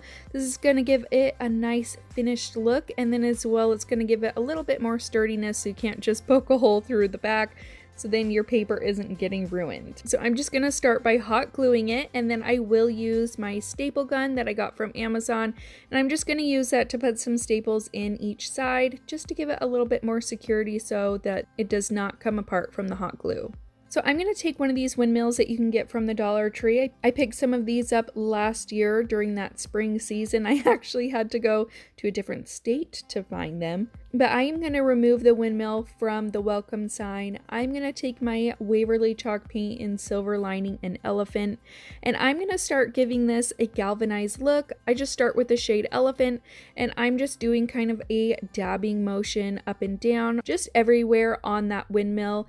And then I'm going to take one of these natural sponges with the shade silver lining. I'm going to dab my sponge into the paint, dab off the majority of it, and then start going over the windmill with that as well. And then I will go back over it with the elephant on top of the silver lining color. So you just want to kind of go back and forth until you get the desired look. Now I'm going to take some super glue because hot glue really does not work with these metal windmills. It just is going to pop right off. So I just took some super glue to attach that to my sign. And then I just made this Love Lives Here design with my Cricut. I will leave a free printable down in the description box below if you're interested in it, or if you have a Cricut, I will also have a link to it in Design Space. So I'm just going to go through and weed out my design, and then again I'm going to use my Expressions Vinyl Clear transfer tape. The nice thing about this is it does come in a 6-inch and a 12-inch roll, so when you're doing smaller projects like this you're not wasting a ton of transfer tape. So that is another reason why I really like their transfer tape. So I'm just going to cut that out and then stick it right at the bottom of this sign, adhere the decal to the paper, and then I'm going to remove that transfer tape, and that is it for this super cute windmill sign. I hope I'll be something that you won't let go. I'll be your high when you fall down low. I hope inside your heart. I hope I'll be your destination.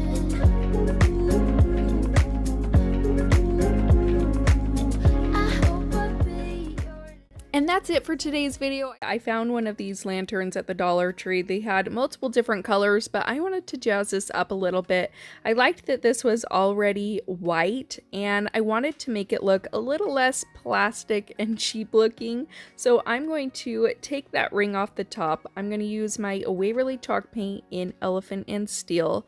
I'm going to remove the light from the bottom, and then you can also remove the actual bottom piece, which I'll do here in a second.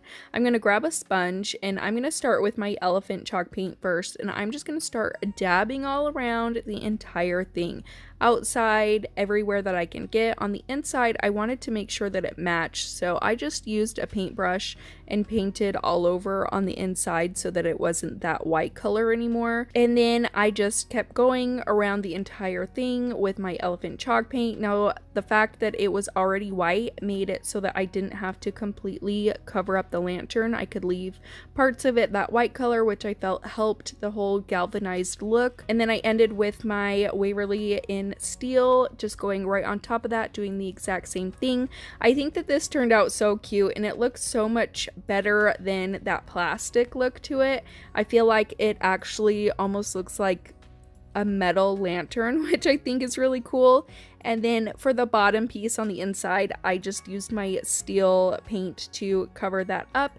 And then to add a little bit extra detail, I took my Waverly Wax in Antique and I went around all those edges and corners, and I just hit those, and then I would take my finger and just kind of blend it in. And I just did that anywhere on the lantern that I felt like it would look good, where it would rust, give it that kind of rust look to it. And I think that added some really pretty detail to it. So after I get it all painted, I just assemble it and put it all back together, and that's it. You have a really adorable lantern that you only paid $1 for.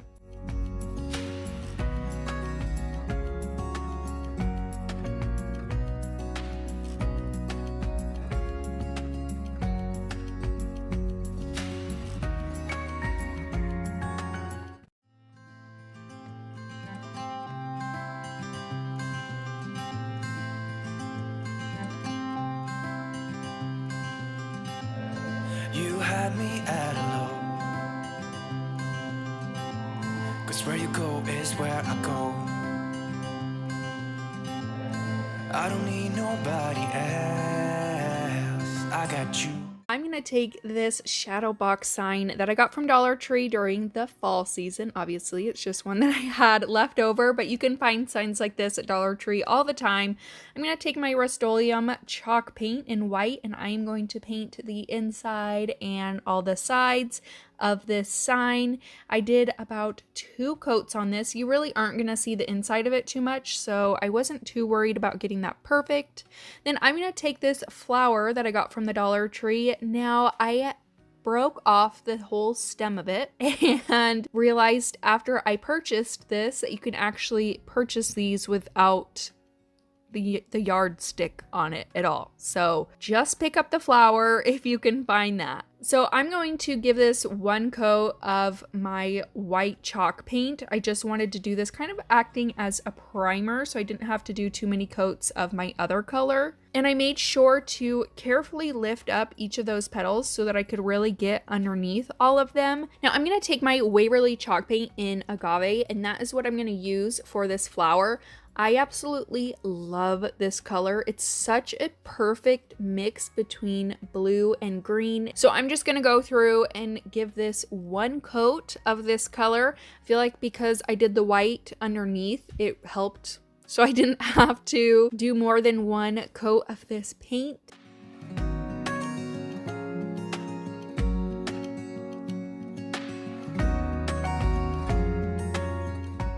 Now I wanted to give this flower some more dimension, so I'm going to take my Folk Art chalk paint in Sage, and I'm going to dry brush around the flower petals, around the outside, and just kind of dragging that paint in, trying to hit all the little bumps and grooves of those petals.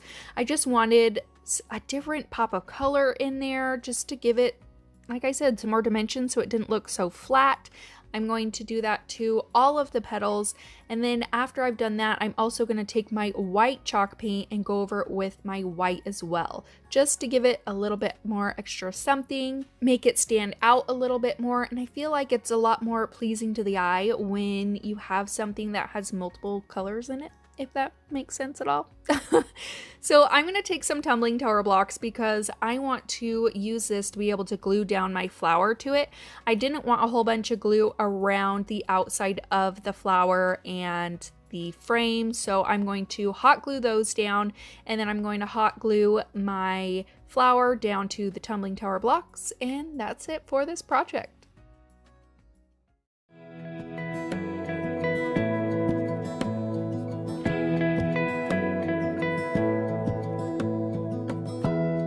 Give me love, give me all your love, oh, 'cause I want you. No one else makes me feel this way. I am going to take one of these, I guess they're technically wall organizers because it does have this little hook around it. I decided to take that off because when I saw this, my mind immediately went to trough, and I had a vision and I went with it. So I picked one of these up. I tried looking for them on the Ikea website and I actually couldn't find this one anymore. I picked it up for $8.49 and I know that it was on sale when I picked it up. It's called a Fintorp, but I just couldn't find this exact one. I did see the smaller like utensil versions of these, but I'm not exactly sure where these went on the website. So hopefully you can find one in your store, or maybe they'll just pop back up on the website. Who knows? So I cut out a decal using my Cricut, and I'm going to use my Expressions vinyl transfer tape to transfer this onto my little trough, as we're going to call it. And I always get questions about my transfer tape, so I will have that linked in my description box below. And I am just going to apply this decal onto my trough, and I did purchase this decal off of Design Bundles, and that's where I like to get a lot of my farmhouse designs. And then I'm gonna take some of this burlap ribbon that I got from burlapfabric.com. I decided to cut the wire sides off of both sides so that it looked more rustic and more like a piece of actual burlap rather than burlap ribbon. And I am going to cut that down so that it fits right at the top of my little trough. I'm going to take some hot glue and put that right under the lip so that I can push my burlap right into it and it will completely hide the glue that is there. So I just do that on both sides, and then I pull my burlap tight around the sides so that it's all nice and tight around the entire trough, and then I'm just going to hot glue it together in the back. And that's all you're going to do to design your flower market trough, as I'm going to call it. I decided to fill the bottom with some paper so that I didn't have to completely fill it with Spanish moss. Grabbed some Spanish moss from the Dollar Tree, fluffed it all up to cover that paper really well. And then I'm going to take some greenery that I just picked up from Walmart. I believe it was 97 cents, and I thought it was really pretty. So I'm just going to take one bundle of these. I cut off all the stems individually just using some wire cutters. And then I'm just going to place all of those stems inside of my flower planter. And I just kind of messed with the arrangement a little bit. Because I don't have floral foam, it's not sticking as super great as I would have liked, but that's always an option. You can always stick floral foam down in there and stick your picks in there. Probably would have been a little bit easier, but I actually didn't have enough floral foam to do that on this day, so I will have to make another Dollar Tree run here soon. So I just filled that with that one pick, and then I'm just going to take some of my solo wood flowers and arrange them inside the planter how I like them. I grabbed several different colors, some mauves, some grays, some peachy creams, and I love these because I can just kind of set them where they want, and I love how realistic they look. They are just some of my absolute favorite flowers. If you've been following me for a while, you'll know I'm completely obsessed. I always have a link down in the description box. They always have fantastic sales, which is why I have so many of them, because I cannot pass up a good sale. And then that is it for this DIY. You're just gonna fill it with whatever flowers you want, whatever greenery you want, and you're gonna have yourself a super cute trough flower planter. That's what I'm calling it. I won't leave your side. Be who you are and you'll be enough. If you're giving me your love, giving me your love. All that we have is each other now. Promise you won't leave my side. I hope who I am is enough for you. If I'm giving you my love, giving you my love.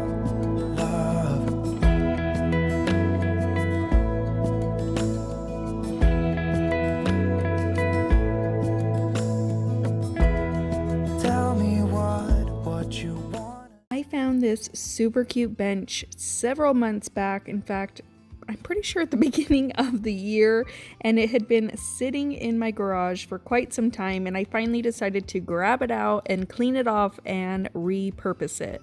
So I purchased this at Goodwill for $3.49. I just gave it a good cleaning, and then I also gave it a good sanding just so that my paint would stick to it. It did kind of feel like it had some sort of top coat over it, so I wanted to make sure that I got that pretty much off so that my paint wouldn't have a hard time sticking to it. I thought this would be so cute to add onto my little farmhouse shelves, and I could add other little decor pieces on top of it. So I'm going to take my Waverly chalk paint in Agave. It did take quite a while to get into all the little cracks and crevices of this bench, and I did have to go in with about a coat and a half of this paint. I didn't need it to be fully covered, just enough to make it look like it had been painted this color in the past and it was old and faded. So that's the look that I was going for here. And I also love this color. I do have a lot of this color in my regular all year home decor where my family pictures are hung, and other little pieces like that are this color in my home. So I thought that this would match perfectly.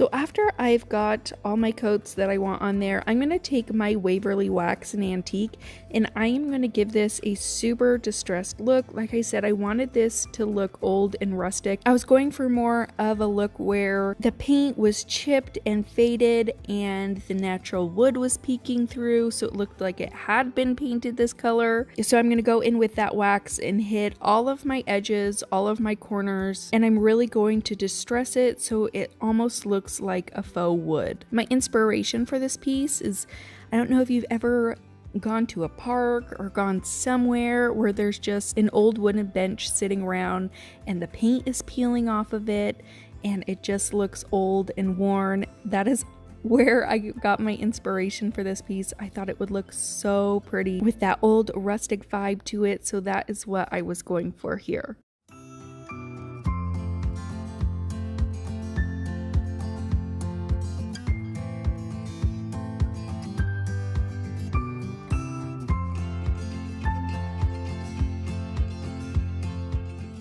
I'm also going to distress it using some of this chalk paint from Waverly in plaster. I'm going to do basically the exact same thing that I did with that wax. I'm just going to go through and distress it all, just not quite as heavy as I did with the wax.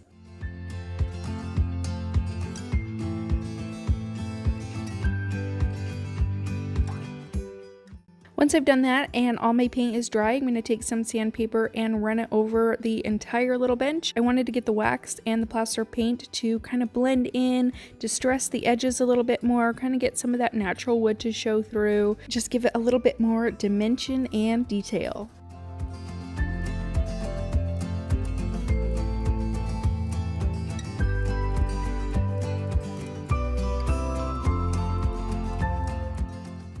Now after sanding, I was going to go through and get all of that sanding mess off with a wipe, and when I was doing this, I decided to try my hand at wet distressing. So I'm taking that wipe and I'm just rubbing little parts of the bench harder than I would normally, and it takes off the paint really beautifully. I thought that this added such a pretty distressing to this bench, even more than what sandpaper could do, so I'm really happy that I tried this. And this is how my little bench turned out. I absolutely love it. I love it a lot more than I thought that I was going to. I had such a hard time deciding on what color I should paint this, and I think it turned out absolutely adorable.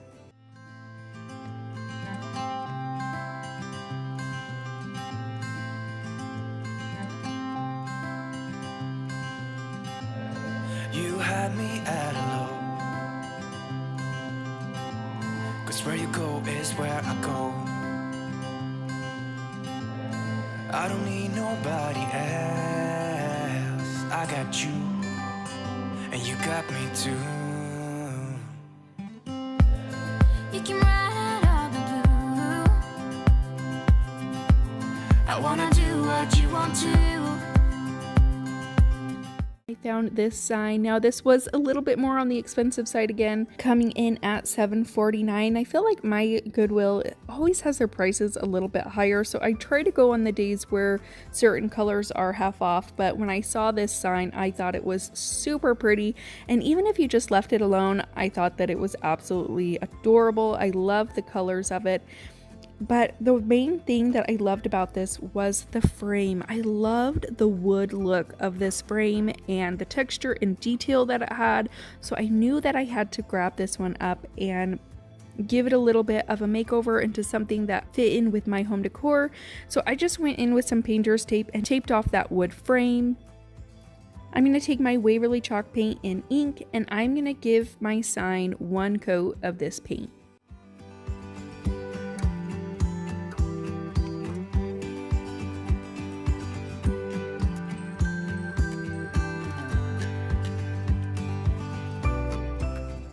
Now, once I removed the painter's tape, I did have to do a little bit of touching up here and there, but it wasn't too big of a deal. The frame was just enough of a distance that I could take a little brush and go all the way around it without touching that frame. Now, I took my Waverly Wax and Antique again. I mostly just wanted to give the frame a little bit more of a lifted look, make it look more new. Some of the spots on the frame just looked really worn, and adding the wax to it definitely gave it that lift that it needed, that extra little touch that it needed to make that wood really stand out.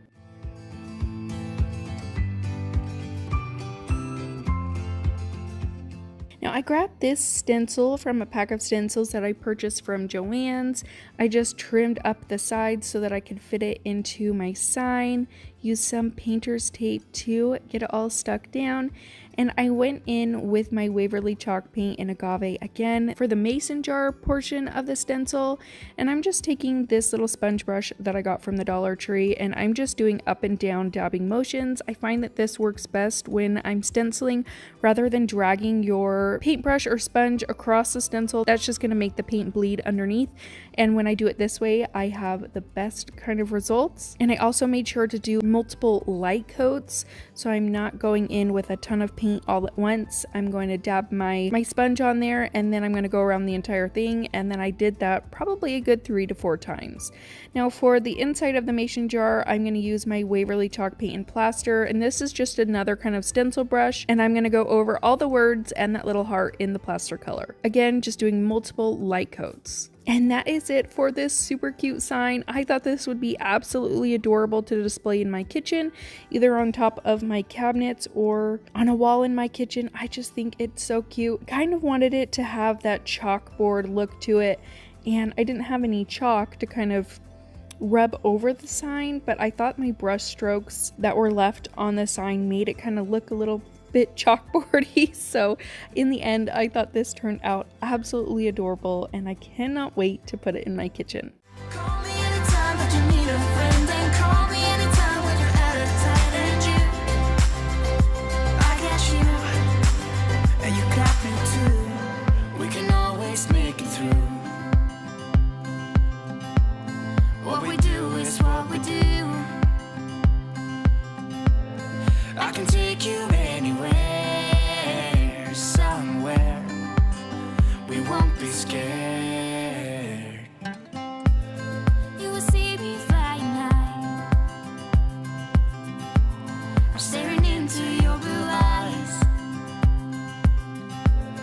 We don't need nobody else. I got you. For this DIY, I am going to grab one of these flower welcome signs that I picked up from the Dollar Tree last year during 4th of July season. Obviously, it's red, white, and blue, but we're going to change that up. I am going to take it apart a little bit because it was sticking up in a funny way and it wasn't laying down the way that I want it. So I took that first layer off of the flower, and then I'm going in with my mineral color chalk paint from Waverly, and I'm going to give the entire flower a good 2 coats of this paint.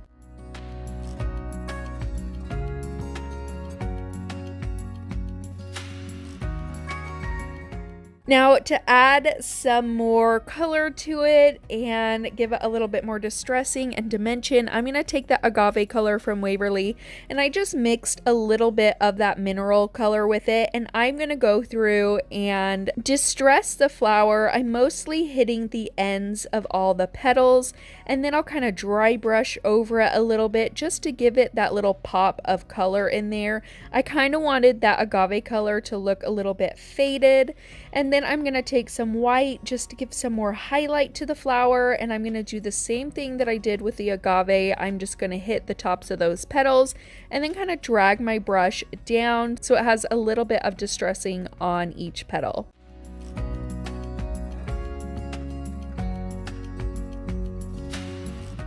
Now, to just reattach that top portion of my flower, I just use some super glue and some hot glue for an immediate hold. And I just stuck that right down on top, and then I'm gonna grab one of these wood rounds. I picked up a 3-pack of these from Hobby Lobby.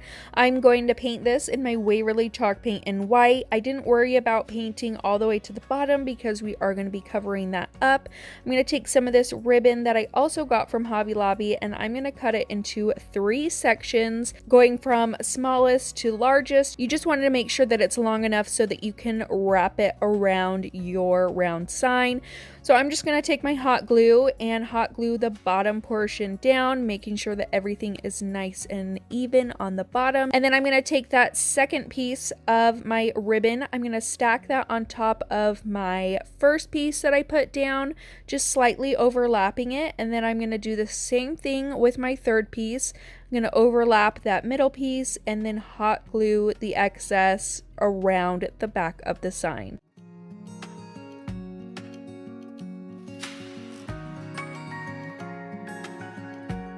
Now I'm going to take that flower and I'm going to use some super glue and some hot glue again, and I'm going to glue that to the top portion of my sign. And then I'm going to pick up these florals that I got from Hobby Lobby, and I just cut off a couple pieces from the stems, and I'm just going to arrange those into our ribbon so it's a little pocket in there, and I'm going to put my flowers in there, just kind of get them how I want them. And then I'm going to take some extra pieces of greenery that I had, and I'm going to stick those in there as well, just to give it a little bit something else, some more green, some more texture. And that's it for this DIY. I think this turned out so cute. I love the little pocket idea. I think they are so fun, and you can switch those florals out anytime you want, so I really enjoyed this one. You can say I lost my mind, I will keep on holding my head high, even if the sky is falling down.